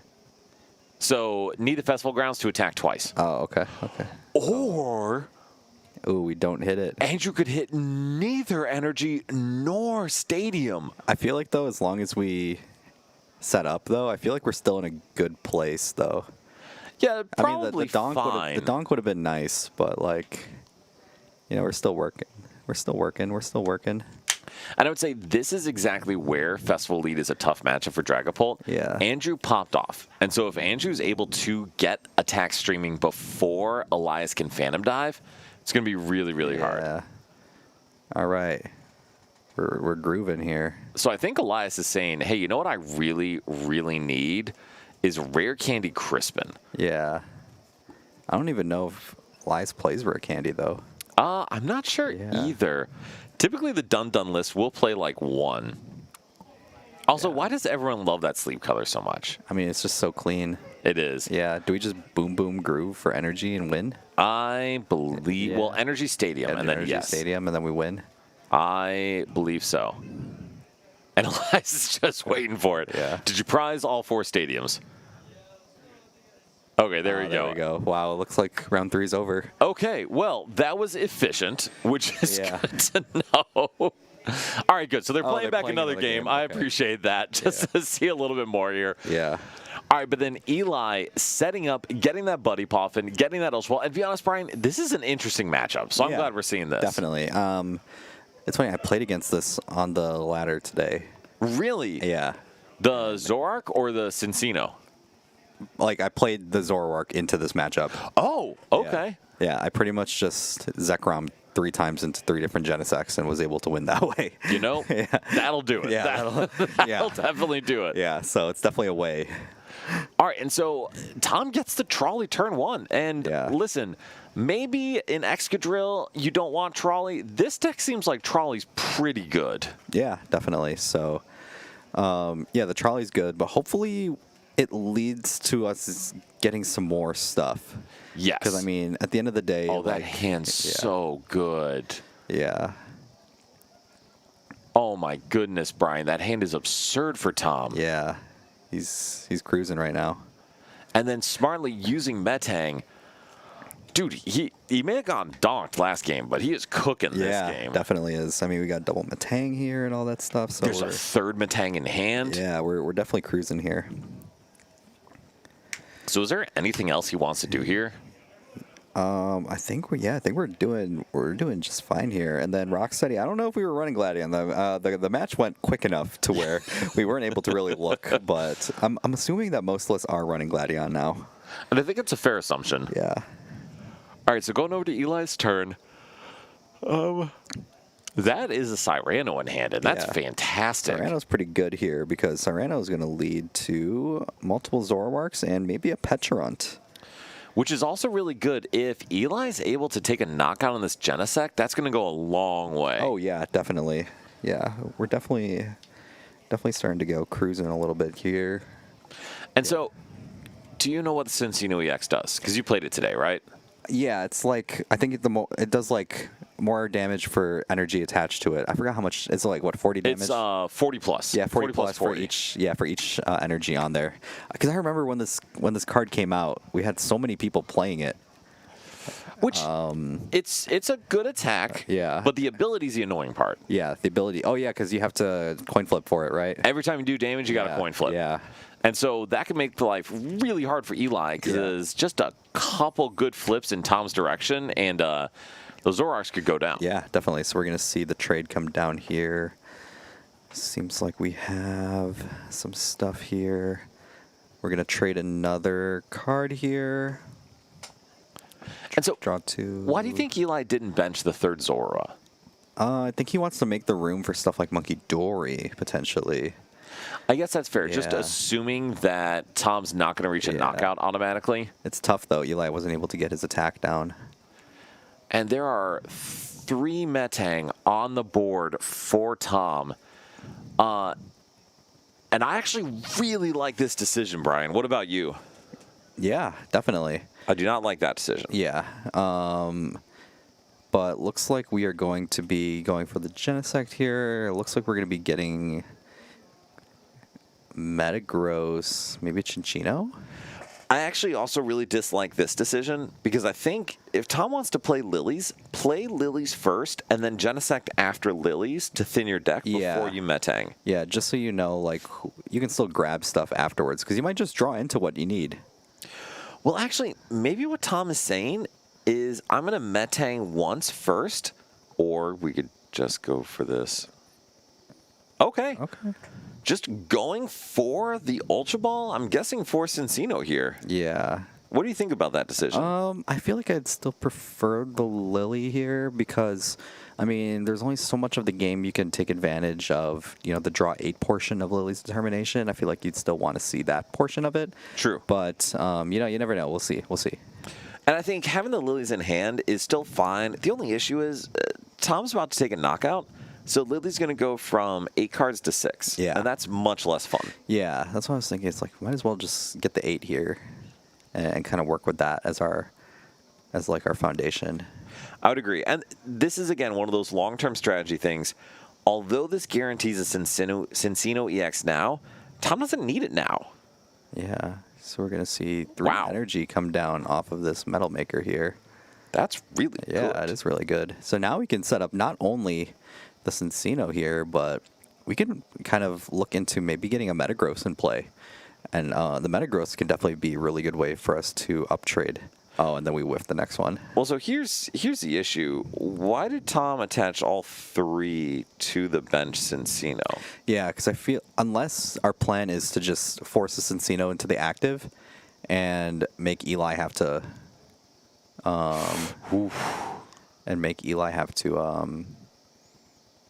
coin flip for each knockout here. I actually don't mind that because Yeah. it does make things a lot harder. And yeah, choosing to use the 2 to retreat Genesect, go into Cincino EX, and that thing is hitting like a truck right now. Yeah.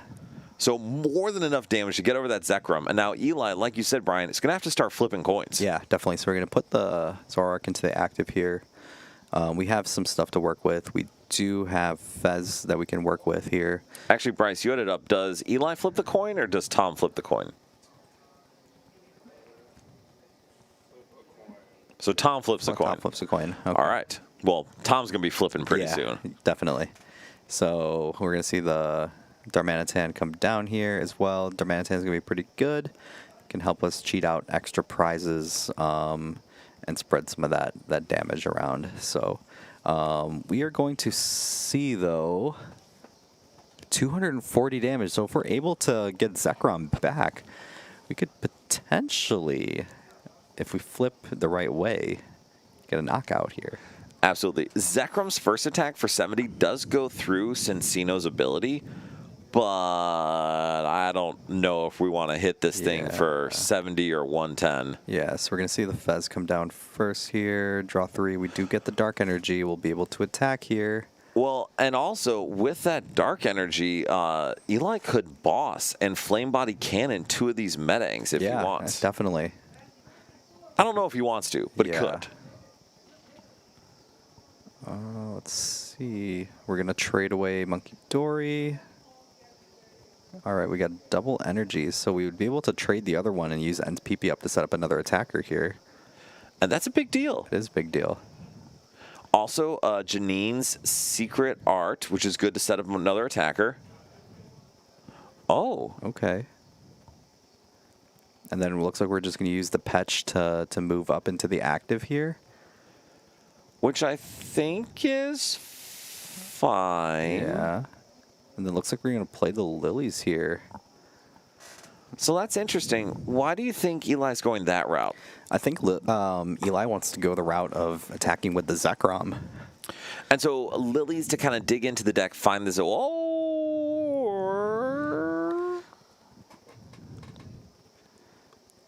this is kind of a tough choice for Eli.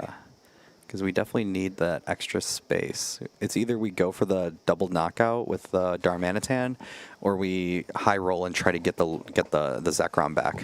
And I agree. I think that's exactly the choice. And it looks like Eli's saying I'm more likely to hit Zekrom than I am to get enough value from that boss Flame Body Cannon. Yeah, and Eli's also going that route too because, I mean, he's still able to draw 8 cards, so something that he's able to do. And it kind of stinks to have used both of your trades and your Fez before playing Lilies, but you know what you can do. Yeah. Andrew G, yes. It is pitch black legal. Yes, and thank you for joining us. Yeah. So, Brian, aside from Zekrom, does Eli need anything else this turn? I mean, we do have the extra, energy in play already for our next attacker. So I feel like we're kind of cruising here, but that's granted that we do draw into the Zekrom. Oh, 2 tomes? All right, we're there. Are there 2 tomes? There are 2 tomes. Oh, so beautiful. We can either 2 tome or we can Pokepad. And I think both are fine. I honestly don't mind toming out the Pecharunt. Yeah, but we need to use the Pecharunt first. That's the thing we gotta... Oh, okay. I That's actually cool. really like this. I like this too. Get us a supporter, and then you can put the Meowth in the discard. I think this is where we would want that boss, right? Yeah. Yes. I like that. Okay, good play on Eli's side. Listen, we were just talking about it before the game started, that you can Tomes Meowth and then have access to Meowth with Night Stretcher later. Yeah, This is great. definitely is. Sometimes it's easier to get something out of the discard than it is from the deck. 100%. Yeah. And so Eli knows that Tom already used his A-Spec as the trolley. So he's not really worried about Unfair Stamp coming Yeah. into this next turn. Definitely. So let's see what we end up doing here. Looks like we're going to go for the Pecharunt play. We're going to put that Zoroark from the bench to the active. And that's fine, just Yeah. swapping the energy. We're going to poison. And then hitting with we're gonna- Zekrom, we'll see the coin flip. Ooh, and we do not. Oh, we do hit it. Yes, so Tom does not flip heads, does not prevent the damage. Oh, got it. Okay. And all of a sudden, this deck went from real good to, oh God, Yeah. where do we go from Where do we here? go from here? Yeah, the Cincino's a really interesting inclusion because it's honestly a whole different deck at that point. Yeah, it definitely is, because even though you're kind of doing the same thing, we're putting your energy on one Pokemon kind of thing, you pretty much put all of your resources towards one Cincino, and I feel like you play higher counts of like the recyclers and stuff like that. That's disgusting. Did we? I don't know if y'all saw that, Yeah. but Tom just hit 4 energy off Yeah. of that Metang. Jeez. And then we hit one more, so we're at Yeah. 5 energy off of Insult 2 to injury. Metang. Yeah, metal has been made for sure. Oh, And I mean, 100%. I think we got the Metagross in hand too. Yes. Wow. Cruising with those metal energy, and yet Tom's going to be able to slap that Metagross on the active and one-shot this Zoroark. Yep, involving the Metagross and then just playing the Lily, shuffling it all in. Yep. I mean, Brian, as far as responses go, that's a pretty good one. That's a pretty good response, especially since you're going to be able to attack with a one prize or two. Definitely looking pretty good here. And that's a Yeah. big deal because Tom's going to go to 3 prizes remaining after this knockout. Eli's still at 4. Tom's going to make Eli work really hard for these next few prizes. Yeah, he's definitely going to not only have to really work for the knockout, he's going to almost have to use that that second Zekrom attack just for a one prizer. Yes. Yeah. And I think that's the issue. So Eli obviously has a boss in hand, can boss up and knock out Genesect, which is fine. But then Tom has a pretty easy way to clear out that Zoroark, and then Eli's kind of in a tough spot. Yeah, it's definitely going to be hard for him to go from here. But looks like we already have all the pieces that we kind of need here. We're going to discard the 3 energies. We're going to take out that Zoroark. And let's see how Eli responds from here.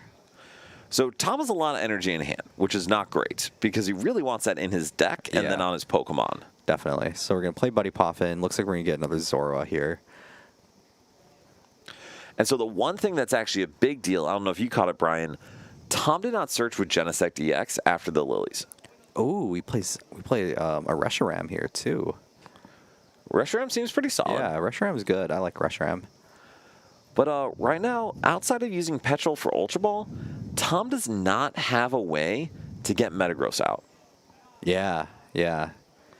So, I mean, that's one thing that's kind of to the benefit right now is that we have a lot of energy in discard. There's a lot in hand, but not a lot in the deck. Yes. And so Eli, even though he's at risk of having his only other Zoroark knocked out, is still probably feeling okay, especially with how big his hand is getting. Definitely. So let's see what we end up doing here. Zoroark's going to trade. Or not. Or trade. Well, so, Brian, I'm curious what you think about prize map. What is the prize map for Eli?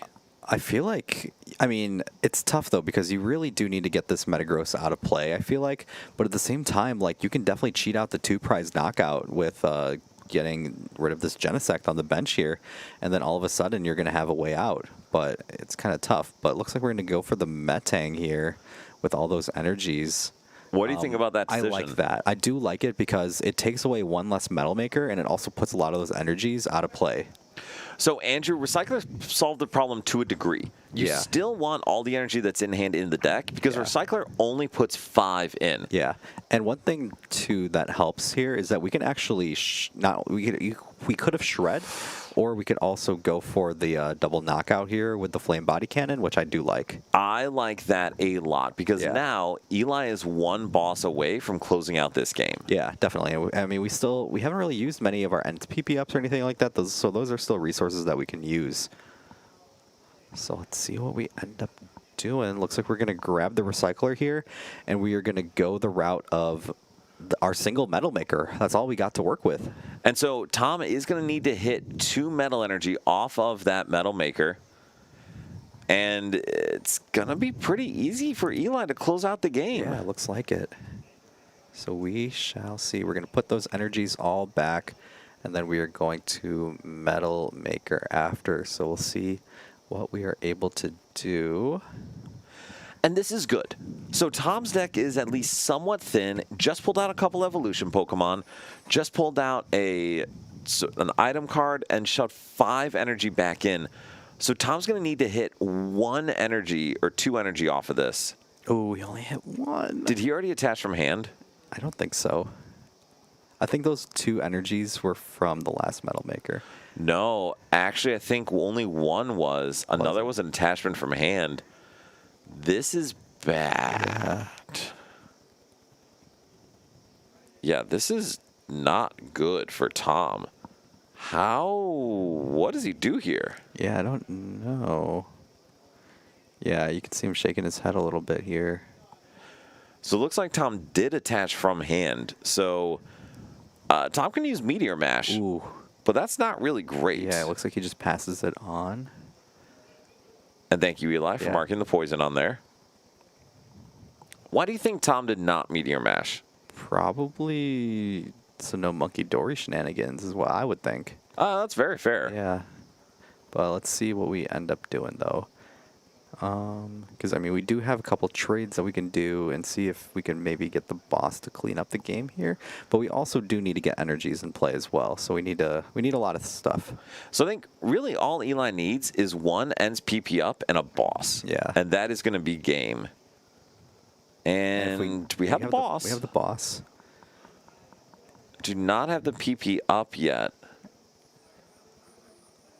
We have Janine's. And Janine's is great because Janine's does let Eli get another attack off. Ooh, there's only one only energy. one. That's a little sketchy. Yeah. But worst comes to worst, though, we're in such a good spot here. I feel like you can just get away with just knocking out the Metagross here. And I don't think Tom has much to really respond with. I agree with you because Tom would need to essentially hit 3 energy off a Metal Maker, attach 1, and evolve that Metang into Metagross. Metagross. And I don't know how likely that is. Yeah, and plus, like, if Eli is able to at least get into Ent's Castle here, he can just end up recycling the same Zoroark, and it's going to clean up the game that way. All right, so see the attachment. See the Team Rocket's radar. There's no Team Rocket supporter back in the deck, or Team Rocket's transceiver. Tom can use the Genesect, can Ultra Ball. Really, I mean, it's just got to find a way to get this energy out. Yeah, so you're going to Petrol. We're going to try to thin out a card from the deck, manipulate it a little bit. We're going to, thin out some more stuff here. Looks like we're going to thin out Lily and Boss. Which I actually fully agree with that decision. Yeah. Because you don't care. Yeah. Okay, get the Cincinnati EX. Like, you don't need to Gust anything because you're going to knock out whatever comes in the active. Exactly, yeah. Yeah, Tom's definitely playing out his, his outs, which we can definitely respect. Absolutely. All right, let's see. 1. Ooh, 3. Holy! That's kind of a big deal there, Brian. Big deal, yeah. Wow. And that will did be the the thing. knockout. Yeah, and all of a sudden this game gets very, very competitive here. So now we're going to see what Eli's able to do to see if he can close out the game. Oh, he's got PP. Oh, okay. Well, it was only competitive for a brief Yeah. moment, but yes. Yeah. Tom did what he could, made Yeah. a heck of a good showing in that second game. That was a fun one to watch, Yeah, man. it's definitely a fun one to watch. And even though we had some technical difficulties and fine. we had we missed the first game, we were able to kind of make it up with the second game here. Listen, 1 out of 3 games was pretty good. Yeah. Like, one of those 3 we saw was great. And just so happened you all got to actually be there to watch the great one. So, Yeah, definitely. dude, I mean, Metagross is a very solid attacker if you can set it up. Yeah. But it falls under a lot of the same issues that other Stage 1, Stage 2 combo Pokemon have. Once you put the Stage 2 down, you no longer have the ability the Stage 1 gave you. Yeah, it's like Dragapult in a way. You don't have the extra recon directive kind of thing. Exactly. You're like, sweet, I have 2 fully loaded Dragapult. And then you get Unfair Stance, and Yeah. you go, oh, God, where do I go Now from do- here? now what? Right, exactly. All right, so Metagross, honestly, that's kind of a curious one. Does that have a spot in the meta? I don't know. It's a cool tech to kind of have. I Yeah. feel like it's got its place. Part of me just thinks that Metagross is more so. It's kind of like Kyurem. Or like Ooh. Dragapult when it first got printed. It's better in other decks. Okay. It's better in Slowking. Oh, yeah, no, that makes a lot of Yeah, sense. that's my take on it at least. Yeah. Okay. Yeah, but I feel like it could, like with some time, it could definitely make its own case for being its own deck, kind of like how Dragapult's been. Yes. But right now, it's just better played in other decks. That's what I think. And so that makes sense. Also, shh, we're on stream. So Eli's back here, very, very excited that he destroyed Metagross. So glad he can celebrate. But no, so I agree. I think the attack is so good, but the hoops you have to jump through to get there are a little too onerous right now in the format. Yeah. Because like you said, with Dragapult, when Regidrago, Lugia, all those were out, trying to set up a stage 2 was just not feasible. Yeah, stage That 2. wasn't Gardevoir. Yeah, having a stage 2, not only that, but with a stage 2 with 2 different energy cost. Yes. Yeah. Crispin was not out yet. Yeah. It was not going to be easy to Yeah. load that up. Definitely. All right, so then, Brian, we've talked a little bit about Zoroark. We always talk about Dragapult. What is another deck you think's cool we should look at? Slowking. Yeah. Bryce, can you throw up a Slowking? Because I think I had a good one up there still. Yeah. So Slowking's interesting because it is a full combo deck. Yeah, and it's like a toolbox too, because you're using different Pokemon to attack pretty much every single turn. That seek inspiration. You discard top card of your deck. Use the attack. So you have so many options to choose from. You have the Kyurem, the Metagross, Aura, all of those kind of provide different kinds of uses. And then the Clefairy is just a good addition. It has good synergy with the Wonders patch, and you can kind of just use that to one-shot Dragapult whenever. Well, you can use it to one-shot Dragapult. Also, you can use it in combination with Slowking to reach crazy numbers, to Triforce for 220 on the active if you've already hit into Yeah. it. It gives you a lot of ways to kind of clean up the game. And yeah, it's just a really good attacker. Yeah, definitely. And then, you still have the Mega King as a good draw support as well. Adios really helps your early game a lot. There's just a lot of things you can do with the deck. It's very cool. And then the 4 Cypher, because I forget, Bryce, whose list is this? This is Ross Cawthorn's. Dude, the 4 Cypher is just crazy, man. Yeah, the Cypher really helps you when you aren't able to draw into Academy at night or anything like that. Yes. Because the Cypher can really just guarantee you attack. 100%. And Andrew, getting 9th at Full Grip 3K as the only chomp in the room. That's sick, dude. Yeah, definitely. Congrats. Yeah, Chomp's cool too. I feel like Chomp's another one of those decks too that, give it a little bit more time, it can definitely be good. Agreed. And 13 degrees, eating the cards is an option, but will likely get you DQ'd pretty quick. Yeah, Oh, and Andrew, that sucks. 611 to bubble. Ugh. it's tough. That's a lot Yeah. of rounds, too. It is. Yeah, it's a long day, long event kind of thing. Yes. Yeah. Dude, I will say, that is why I love doing ASIM when we can. Mm-hmm. Because it's just, let's not get someone get Yeah. screwed because of the bubble. Definitely. I've only eaten my opponent's deck once. Yeah. And it was Dragapult. Understandable. So, Brian, there's obviously the Kyurem in here, Metagross in here, and Zeraora, which I think is so cool. Yeah, the Zeraora is super cool too. Are there any other attackers that fit in here? Not that I can think of really right off the top of my head. There have only been a couple, like the Annihilate is one that fit in here at times, but that really is just to It's set very up. niche, yeah. Yeah.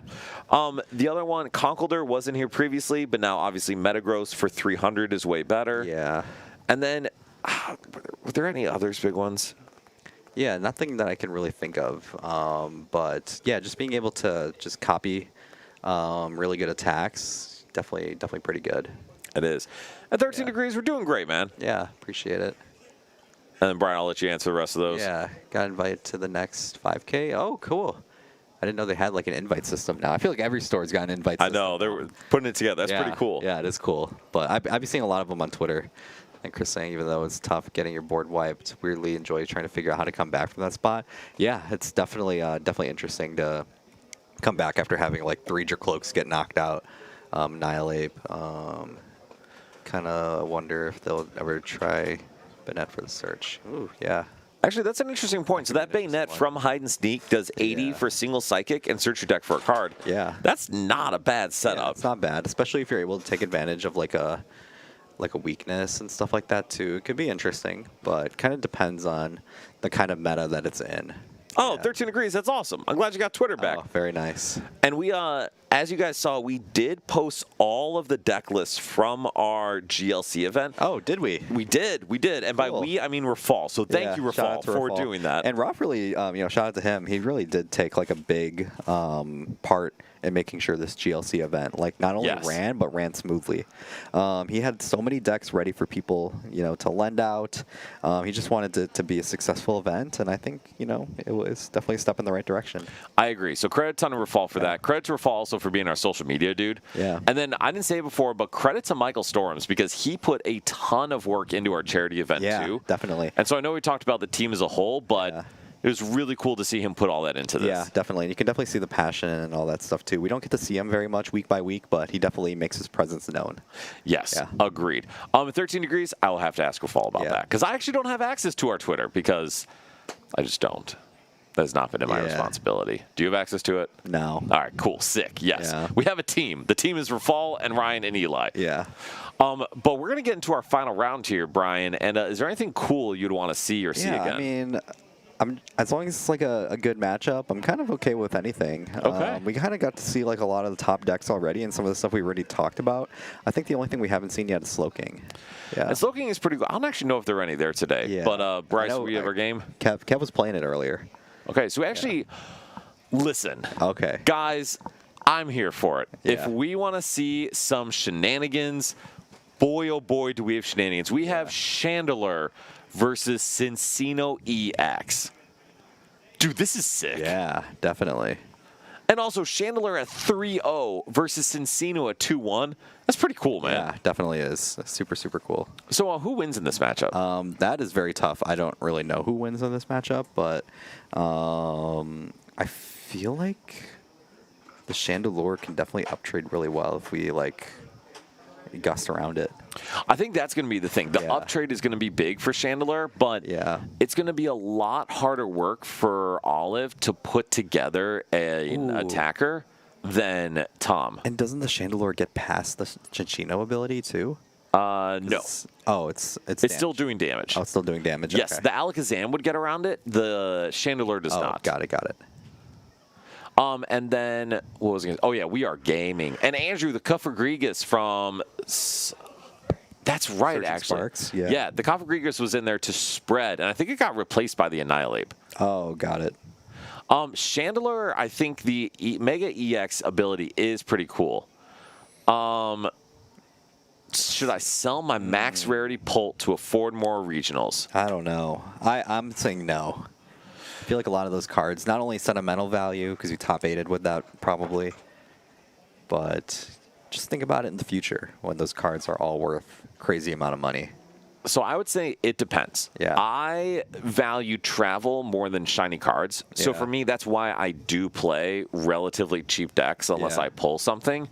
because I would rather put that money to like an Airbnb or a flight or something like that. So Yeah. if you would say it's more important to travel, do it. If you're Yeah. like, hey, some of these cards matter, keep the cards. Yeah. Go to 5 instead of 6. Yeah, and I'm like the other side of it. You know, Dan's like one side of the spectrum. I'm the Yeah. other side. I'm like, you know, if I like something nice, I'm gonna get it, and if I need to get something for a vacation, I'm just gonna work an extra shift. There you go. Yeah. That makes sense. Yeah. And David, Bryce, how many players do we have? You actually had it up there. We'll find out. Probably need to go to the roster because probably some Yeah. people drop by this round. Yeah. Oh, nice. 30 players. 30 players. Not too bad. So 30 Yeah. players today. Which is crazy to think about that we're saying not bad to 30 players. Dude, I love Yeah. it. I'm so grateful to have this kind of locals. Yeah. Yeah. And 13 degrees, low rarity. Yes, I will. When I go to a regional night day 2, I try to get a shiny card to like celebrate the day Yeah. 2. And then hide and sneak is in Chandelure to set up and fuel Delmise. Yeah. And I mean, you can get some benefit from the banana attack too. Yes, Yeah. exactly. All right, and so on Tom's end has the Metang, has the Cincino. Brian, I would have really liked to retreat into Genesect. Yeah, would have been nice, but yeah. Looks like we're just gonna pass it on over. I feel like we could have just like used Genesect for the first couple turns here and just like, you know, if we Metal Maker a bunch, we can really just start hammering it down with those attacks. So I would tend to agree. And so this Lampent, by the way, is one of the reasons this deck could have a little bit of legs to it. Yeah. So it has, if you were old, Water Duplicates attack, or if you are a bit of a younger player, Mirage Step from Curlia. Yeah. And so you get to search your deck for 3 Lampent and slap them on your board. That's pretty good. That is pretty good, yeah. I mean, it's crazy to think that the Mirage Step Curlia didn't really get that much play. But That's true. yeah, but it ended up being like one of the reasons why Gardevoir is so good. And to be fair, Yeah. because you really wanted 3 or 4 refinement, Yeah. so you just had to like stop one of those to get the Mirage Step. Yeah, but either way, I like how we're having discourse on like blinging out decks. I'm going to let you talk to that because you know better than me. Yeah, it's weird to call it. It's not dot tech. Blinged out my deck after finishing top 8 out of local league. Yeah, I mean it's a good way to reward yourself, and I feel like it can be like a good. I don't like using the word investment, but you know you can definitely get a nice chunk of change from them in a few years. Yeah, absolutely. Yeah. Dude, we saw it at our charity thing. Had a Yeah. bunch of old cards that were pretty cheap when we got them, and boy, did they sell for a Yeah, lot. definitely. And I did get some of those, so You did? I did make my contribution to the charity. Thank you that for your way. donation. Of course, Yes, of course, absolutely. of Which ones did you get? I got the Mewtwo and I got the what was it? The one of the tag teams. It was the Machamp and the Marshall. Oh, dude, that one is beautiful. it's I don't know pretty why that one wasn't worth more. Yeah, that was one of the ones that I sold when I sold all my cards. So I was like, I need to get those back. So I was glad I was able to make a good contribution. That's awesome. Yeah. David, I went to LAIC last year actually because my wife and I were traveling anyway, but I will not be going this Yeah, I year. don't think But I'll how be about you, going- Brian? I don't think I'll be going to that one this year. I feel like the only ICs I'll go to, obviously NAIC, because I'll be in Chicago this year. But did they announce if EUIC is going to be somewhere else besides London? I believe it was in London. I can't Okay. actually remember. I wouldn't mind London because I would like to actually make it to a Premier League game out there. Dude, Yeah. that would. So my Yeah. wife and I went to see West Ham play. Yeah. Who was it? Tottenham. Yeah. That game was crazy. Did you go to Tottenham Stadium? We went to West Ham Stadium. West Ham Stadium, yeah. Because I wanted to go to Tottenham Stadium. That's the team I like from the Premier League. Wait, is it unfortunately. really? Yeah, unfortunately. I was gonna say my buddy's a huge Arsenal fan, Yeah. so Yeah, so I really yeah, you wanted guys to. had a rough season. Yeah. And I got to, pass by it, when we were touring in the Tube last time I went to EUIC. But yeah, I'd like to actually go to a game this time around. Well, Davey Semi saying same place as always, same venue. So Yeah. I mean that makes life easier Yeah, at it least. definitely is because at least I know my way around now. And the Tube system is very, very effective. So good to get around and all that stuff. Dude, public Yeah. transit throughout all of Europe is wonderful. Yeah, yeah. It's so nice. It's very nice. All right, so then getting back to the game here, Tom has 3 Metangs, a Cincino EX, Genesect down. This is all but a perfect board for Yeah, him. definitely. I mean, it helps to have like the trolley and stuff like that turn 1. to get us to where we need to be. But we will see where what we're able to do with this incredible setup that we have here. So we'll see what these metal makers do for us. Well, Davey, just to be clear, if you're looking for a venue that needs to hold 7,000 people, look no further than Chicago, Illinois for NAIC 2027. Definitely. Just saying. Yeah, definitely. So, we're very excited to be able to host many travelers that'll be coming in for Pokemon next year.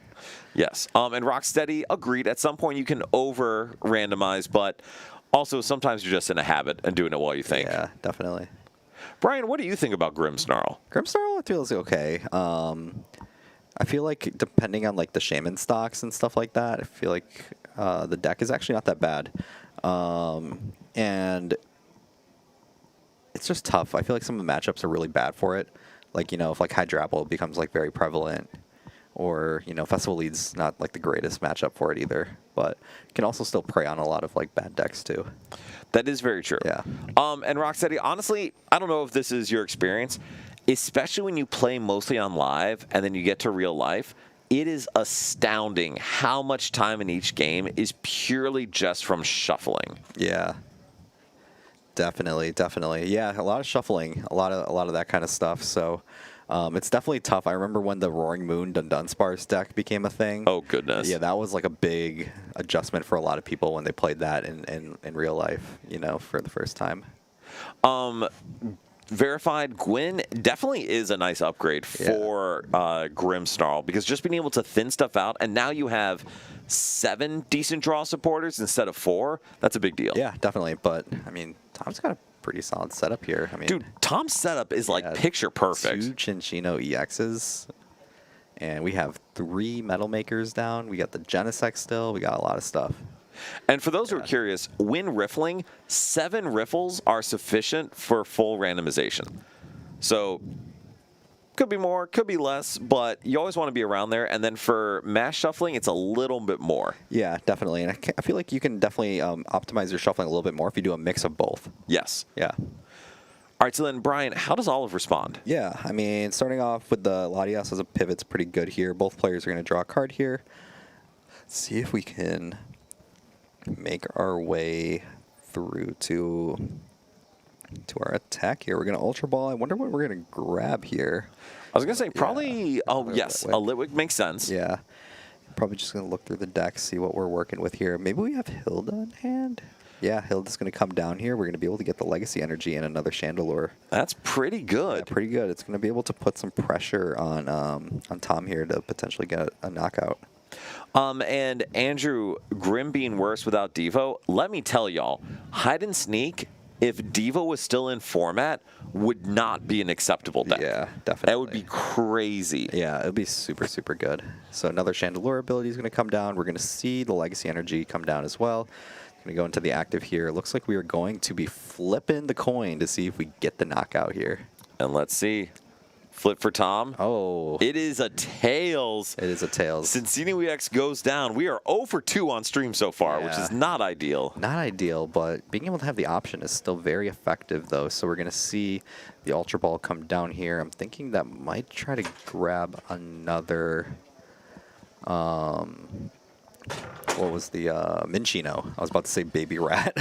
I mean, it is the Baby Rat, to be fair. Yeah, maybe another Minchino here, or it could grab Metagross too. Metagross, I don't think it's going to be that effective into a matchup like this, but you can never know. You might want a single prize up trade kind of thing that you can look at here, but looks like we are still going to depend on this Encino here for now, at least for this turn, and then we'll see. Oh, I think that goes to hand. And Rocksteady, Festival Lead, IRL, yeah, you're going to be shuffling a lot. Eli, do you mind just making sure Tom puts that Metagross in hand? Is that going to hand? It should be going to hand. Should go to hand. Is it? Tom, the Metagross should be in hand, right? In your discard pile? Yeah. All right, Okay. Cool. Thank you, Eli. I was about to be like, I hope I didn't make a mistake with that. Nope, no, you're fine. All right, so then Tom thinning the deck out a little bit more. What kind of rat is Minchino Cinchino? Wait, I know this. Yeah, it's a chinchilla. Yes. Yeah. It's a chinchilla. Thank you, Bryce. Yeah, but we just call it rat for some reason. Yes, because Michael and Rory had a chinchilla. Oh, really? Yeah. That's cute. Thank you, Bryce. You're on your game, man. Yeah, he's on his game. He knows his animals. Also, I was going to say, thank you, Bryce, for getting our stream back, by the way. If we can all just appreciate Bryce Definitely. for troubleshooting and getting this worked out. If this was just like Junior and I today, we would have given up already. Yeah, it would have been bad. Yeah. All right, so then, Tom, being able to load up to have some subsequent Metagrosses, Metagrosses, something like that. Metagry. I was just curious. And then, Gabriel, we can talk to Olive about it. Yeah. Yeah, we'll see who has it and try to get that posted. Metageese. No, it has to be Metagrease. Yeah, It's definitely Metagrease. Thank you, Kevin. Metageese. So for Tom, we've got the acceleration done. Do we just hit and start praying that Probably. I feel like it's just tough though, because this legacy energy is really just going to help Olive's case here and just really help with the up trading of the single prize deck. So credit to Tom spreading the energy a little more, knowing that Olive may play around this the same way Eli did to just prevent Tom from being able to stream attackers. Yeah. But now we'll really 13 degrees. It is kind of Lugia flashbacks. Yeah. It wasn't that long of Lugia with rats. That's true. Yeah, but it was a horrible time when it was here. Yeah, I wish we had a little bit more time with it, but I don't. I'm actually extremely happy that was exactly the amount of time we had with it. Definitely. But anyways, looks like we are going to see the ability come down. Both players drew a card. We have 2 Pokepads to work with too, so hopefully we can draw us a little bit more here. Be another Chandelure potentially. And I think this is really the system for Olive. Yeah. Set up 2 Chandelures and then build Chandelures to continually follow that. Yeah, definitely. Looks like that might be the play here. And then potentially we can get another attack here, but we need the fire energy, which is going to be important. So one thing with this Chandelure deck, that Delmise is really, really good into anything that is 170 HP or less, or she can 2-shot. The Cincino does not fit into either of those categories. Yeah. It's pretty much just going to be relying on 2 coin flips in order to take a knockout here. So it's definitely not really the way unless we're using it on those Matangs potentially. And I mean, Matang is a fine knockout. Yeah. Olive does need to get 4 more prizes, and there's only 1 Cincino EX on the board. Yeah. But my guess is she'd much rather clear this Cincino and then go through Genesect. Yeah. So let's see. Honestly, I haven't even seen this type of Chandelure build. This is really cool. Yeah, it definitely is really cool. So we're going to see some cards. Oh, we do get the fire energy. That's a big deal. Needed. Let's see what we end up doing next. Let's see. And actually, that is one thing. So the Mega Chandelure, I don't know if we saw it in Olive's deck. I don't think so. But it is a good, powerful attacker and a good, powerful disruptor with that ability. Yeah, I only know, too, because I know Trevor was talking about playing it. Oh, was he really? Yeah, for fun, kind of like during this time of year kind of thing. I pulled a full art of the Mega Chandelure EX. It's pretty. Dude, it's beautiful. Yeah, it's a pretty card. Yeah, 13 degrees. It died on Twitch. We're hoping YouTube is still going, but alas, it says, we won't know until later. I don't know. It says we're 30 seconds in on Twitch right now, so hopefully it stays. We can pray. Yeah, we can hope. We can hope. But all right, so Tom, able to accelerate more energy, set up for some follow-up attackers, and then take a knockout on this Latias. And then does Olive just boss Genesect to win? If Olive has a boss and Tom has a bunch of cards in hand, correct. But right now, Olive does not have boss. Olive still does not have boss. Olive still does not have boss. No boss still. However, Olive also does not have, or excuse me, Tom does not have a Cincino. Yeah. Olive might not have boss, but Olive might not need boss. Correct. There's a difference. That is 100% correct. Yeah. The only thing Olive's going to need is a fire energy to follow this up. Yeah, definitely. Andrew kind of is hide and sneak candles. Yeah, definitely. So it looks like we're going to grab another Chandelure here. Does Olive play Rare Candy? Don't know, but it might be just a thin. Okay, we're back, Bryce. Back. Looks like we're back. Dude, we're so back. So back. We see the telepathic energy attachment to Delmise. I gotta imagine this just gets another Delmise. Yeah, probably just as like a little bit of insurance kind of thing. Because with this much of a lead, Olive has time to two-shot something. Yeah, definitely. And I mean, are we going to take the one shot on this Metagross here? Certainly, because Metagross is weak to fire. So I think Olive needs Tom to have 5 cards in hand to take the knockout. Okay. We're going to go for the recovery. Okay. So we're going to set ourselves up for another Chandelure. And then Gwyn. able to Gwyn 2 hide-and-seek Pokemon away to draw 6 cards, and Olive's hand is just stacked at this point. Yeah. Hopefully we have... Oh, we would have gotten Boss, unfortunately. That is very true. That's just part of the game. Cool about this version, playing 1 prize attacker gives you time to set him as surprises. Yeah. And I think the Delmise can provide that to a degree, but this is much cooler, if I'm being honest. This deck's actually pretty good. I actually kind of like it. I am surprised it's flowing so smoothly. Yeah, but then again, it could be just the way I was playing it. Very true. Yeah. And so do see Petrol, do see the Energy Recycler, and does Tom have another Metagross? Let's see. Unless we have a way to recover? I don't know, actually. We've seen Energy Recycler. Yeah. We've seen 1 Night Stretcher. I have not seen much recovery for Pokemon on Tom's side. And Chris, I agree. This deck is really cool. Definitely. I feel like also into all like the metal that's kind of been flowing in and out of the meta too. There's definitely some merit to playing it. Agreed. All right, so then Tom debating Supporter first or Metang, and I agree with that choice. Yeah, definitely agree with that choice. Okay. So interesting. Why do you think the energy is going on the bench guy? Probably just to spread it out a little bit. I don't think putting Genesect as an attacker is a very good idea here. But to be honest, I think it's actually the best attacker. Yeah, I mean, compared to like... and only needs 3 energy to attack for 150. Unfortunately, can just simply boss up the Metang, knock it out with Delmise, and that is game. We got another one? And we do have a second game. Rob's playing Grimmsnarl. Grimmsnarl, we were talking about that earlier. Dude, we're so back. Against Ryan playing basically his favorite deck in Zoroark. Wow, we got a little bit of friendly fire here. Yeah. Nothing is friendly about this game, Brian. Yeah. This game is disgusting. There are 3 monkeys on the board. Yeah. There's 2 grit. I hate this. I hate everything about this. Yeah.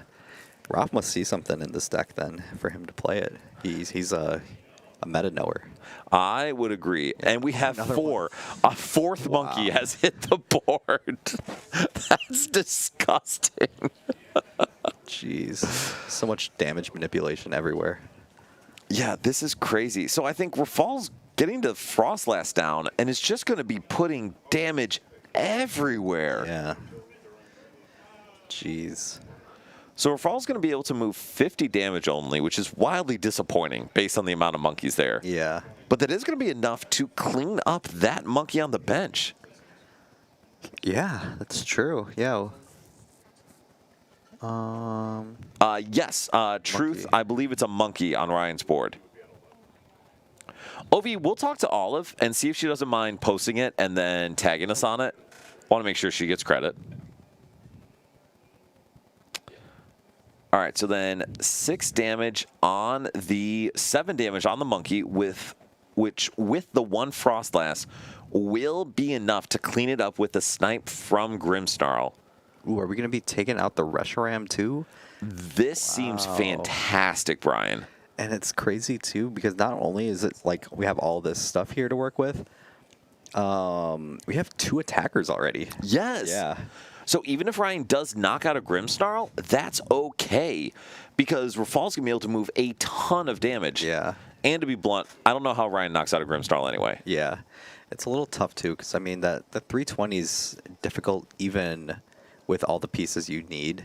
But we shall see. 13 degrees. I literally have an 18-month-old. I should know that rhyme, and I do not remember it. Yeah, it's funny, though, because we know what you're talking about. 100%. Yeah. right, so Brian, how does Ryan respond? Yeah, it's kind of tough though because I mean we're able to respond as soon as we get like our Zekrom or Reshiram, stuff like that. But it's all about just drawing into it. And that, I think, is the big deal. So Ryan has the tools to reach and knock out this Grimmsnarl, but he's going to have to put down a couple big liabilities to do that. And so is it game-losing for Ryan to put down a Pecharunt? Yes. Because, I mean, he's just like a boss wave, right, at that point? It is. But then again, I feel like with all this damage kind of going here, I feel like if Ryan's not taking a one-shot, he pretty much just loses either way, right? I think that's the risk. With no Yeah. Monkey Dory on board, Ryan's going to be hard-pressed to move all this Yeah. damage off of the Zoroarks. It seems like it's very much almost like a checkmate in a way. Yeah. I think it's less of a checkmate, more of a huge burden for Ryan to like climb up and over. Yeah. Doesn't help that there's damage counters on both Zoroarks too. It's not like one Monkey Dory will solve this. Exactly. Yeah. Now, granted, Rafal's base damage output is capped at 180, which is a Yeah. lot of damage, but it's not a lot of damage. Yeah. Yeah. Well, we shall see. So, what is Brian's preferred attack here? Is it Zekrom? I would think it is because Zekrom has like your highest damage cap, and if you're able to like poison and all that kind of stuff, ooh, this is also pretty good too. The red card's always good. And we are now seeing one of the biggest weaknesses in Rafal's deck. There are 3 monkeys down. There Yeah. are 2 Grimmsnarls down. Absolutely none of those guys draws you cards. Yeah, that's definitely a tough part about it. But Oh boy, but we also drew decent cards too. we did not. Those are all terrible. Yeah, but I mean the energy could be used. Where? If one of these monkeys gets knocked out, we can Okay, always- that's fair. Yeah, we could put something else down. We can give it all. Yeah, there's a backup option. But also one of the things to think about too is that sometimes Roth doesn't even really need the extra cards. He kind of has everything on the board that he needs. And that's exactly it. Yeah. Maybe he would need those to clean up the game this turn, but Yeah. he's in such a strong position. Yeah. Because if Ryan doesn't knock out this Grim, all of a sudden, that's 90 damage. Rafal Yeah. can move with monkeys. Definitely. So we'll see if we end up passing something over, but it looks like we're going to go for Meowth. What do we Meowth for, though? Oh, it looks like we're going to maybe boss the Frostlass, maybe? Okay, so this, you know how I was giving you smack for saying those are bad cards? Yeah. Rafal drew exactly what he needed. This is perfect. I am absolutely a liar and Now incorrect. we know that energy can go onto something on the field. There's a place for it. Yes. In fact, perfect draw for Rafal. And so, why do you think Ryan is gussing that up? Because I gotta imagine It's got to be for a stall. It's going to hopefully buy a turn to do something else here, but I don't know. So that makes sense. The tough part is Rafal has 3 monkeys. Yeah. He's probably fine with this Frostlass sitting up there for a turn or two, Yeah, he just monkey around it. unless Ryan's trying to knock it out. Yeah. And that might be the case if he grabs that Reshiram or Zekrom. Yeah. Okay. And I think Zekrom's probably the grab just because of the resources needed to get a good Reshiram hit to clear up a Grimmsnarl. It's Yeah. probably going to be a lot. Yeah. Let's see. So then, say Ryan knocks out this Frostlass. How does he close out the game? I mean, if he draws boss, that could be really good. That would just take out the Meowth. Otherwise, I mean, you can move some of these damage counters around now with the 3 monkeys. I mean, that's moving at 4 damage. It's tough though. We'd be 10 short. I mean, this Frostlass was really what was going to win us the game. Yes. Unless we're able to do something like a Risky Ruins kind of play. But I don't know if we even play that. Well, actually, with no Pecharunt on the board, Ryan does play Tome. I don't know if he plays Darm. Yeah. So here's the thing. Ryan has to use the big attack from Zekrom to knock that out. Rafal has Yveltal in hand. Yeah. So Rafal could actually retreat trap this Zoroark and set it up to be knocked out next turn. That is true. Yeah, we could do that. Yeah, I mean, we do have the full bench and all that stuff, so that's actually not a bad idea. Thank you. I think it's a great idea. It is a great idea. Fellhat Pikachu is struggling a bit, but don't worry, his hands are still reaching to the board. Yeah, definitely is. So, Brian, what is the best play for a fall? Is it to get another Frostlass down or to just trap for a turn? I think the trap is probably the better turn because at least that can you can kind of mix that in with some of those Monkey Dories, and you can set up your win that way. But I feel like either way is okay. So Tome Petch definitely could be a thing. I don't know if Ryan has that in hand as of yet. Yeah. You certainly can draw into it, but I feel like this is the safe play. Yeah. And yeah, just going for the Snow Run definitely is a safe play. Yeah. And then I think, Brian, Rafal just punches this Zoroark. Yeah, I can see it. I mean, the nice thing, too, is that we do have multiple attackers, so we can get away with putting that damage in play because, I mean, the Monkey Dory's not going to really do much either. Also, if Rafal really feels like it, Rafal could knock out this Zora. Yeah, we definitely could, too. But I don't think we want to open up that extra spot, though. Davey, that would be me, Dan. Yeah. I have an 18-month-old, and boy, oh boy, everything is always a mess. To be fair, I don't really care that much. I think it's adorable. Yeah. My wife is a little more bothered by it than I am. Is this the right call for a fall to knock out the Zora? I don't know. I don't think so, but... Why not, do you think? I liked the fact that the board was kind of filled already. We couldn't really do anything without Tome. And that's fair. Kind of makes things a little bit less flexible, but now we can kind of like work around it a little bit more. But at the same time, with only one prize remaining, now everything becomes a liability. And I think that's the sticking point for Rafal, is if I do this, Ryan can't tome away all the threats or all the liabilities. And I think Raf's okay to do it only because he does have two attackers. Like, there can't be any sort of miracle play where Ryan's able to take the big knockout, and like Raf won't be able to kind of respond due to just being stunned. But you never know. So, Kenneth, why is it spread to the bench Zoroark? Because I'm going to be honest, with no Frostlass ping, I don't know how much that matters. Unless you're trying to say, I want to hit that Zoroark for game next turn. In which case, it makes sense. Yeah, David, definitely. Shoes are a winner at home, even if it feels weird. So, Brian, how does Ryan respond?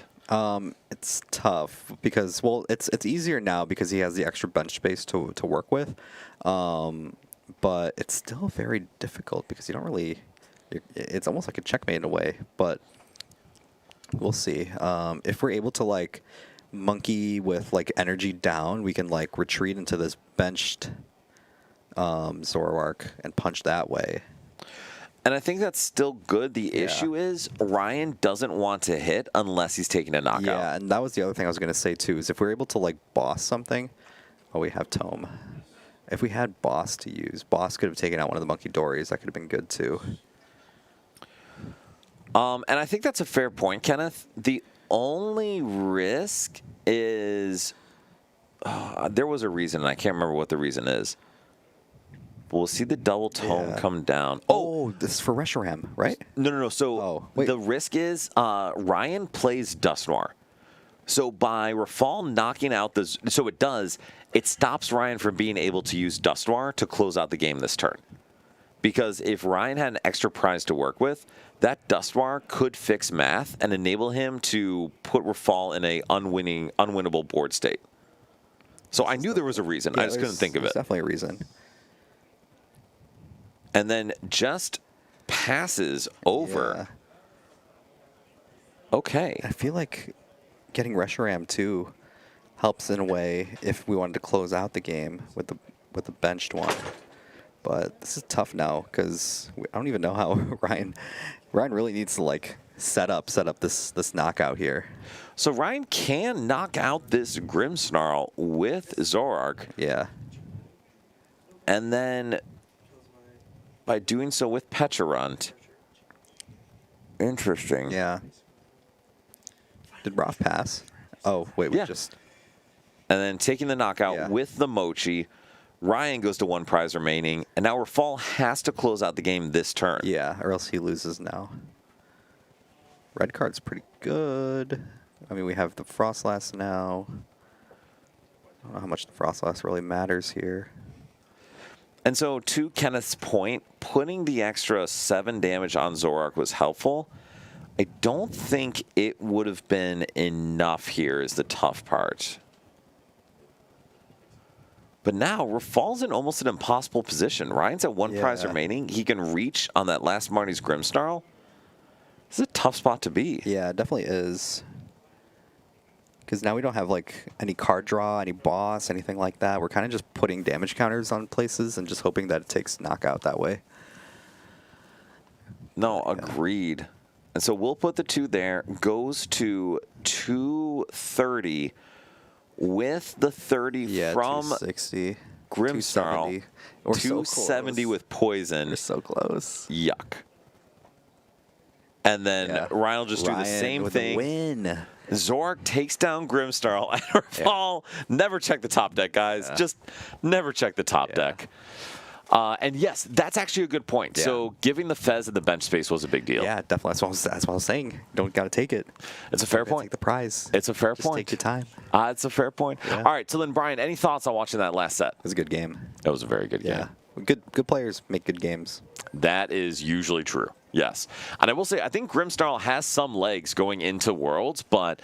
It's hard with no onboard draw. Exactly. Yeah. Because you saw what happened there. Rafal's in a dominating position and got multiple turns and still lost. Yeah, verify. That's speaking the truth. It is an option. Yeah. Don't blame top deck. Eat card. Eat cards. All right, so Brian, any last thoughts for the people before we close it out today? It's been great. We had a great night. We got to hang out again and stuff like that. Can't complain. It was a good time. Yeah. And like we said, we have our 3v3 on August 16th, so 2.5 weeks. Yeah. We'll have a 3v3 here. Be there, because I'll be there. Yes, I should also be there. I'll be very tired, but I should be there. But no, it's going to be a good time. So thank you all very much for joining. Like we always say, we don't do this without you guys, so we so appreciate you all being here. But if you did like this, follow us, subscribe if you feel so loving on Twitch. Post notification bell. Exactly. On YouTube, subscribe, like the video, all that fun stuff. Share if people could be interested in watching this too. And then, Brian, we will see them all here next time. Yeah, next week, 6:30 Central Standard Time, Nerd Ridge Gaming.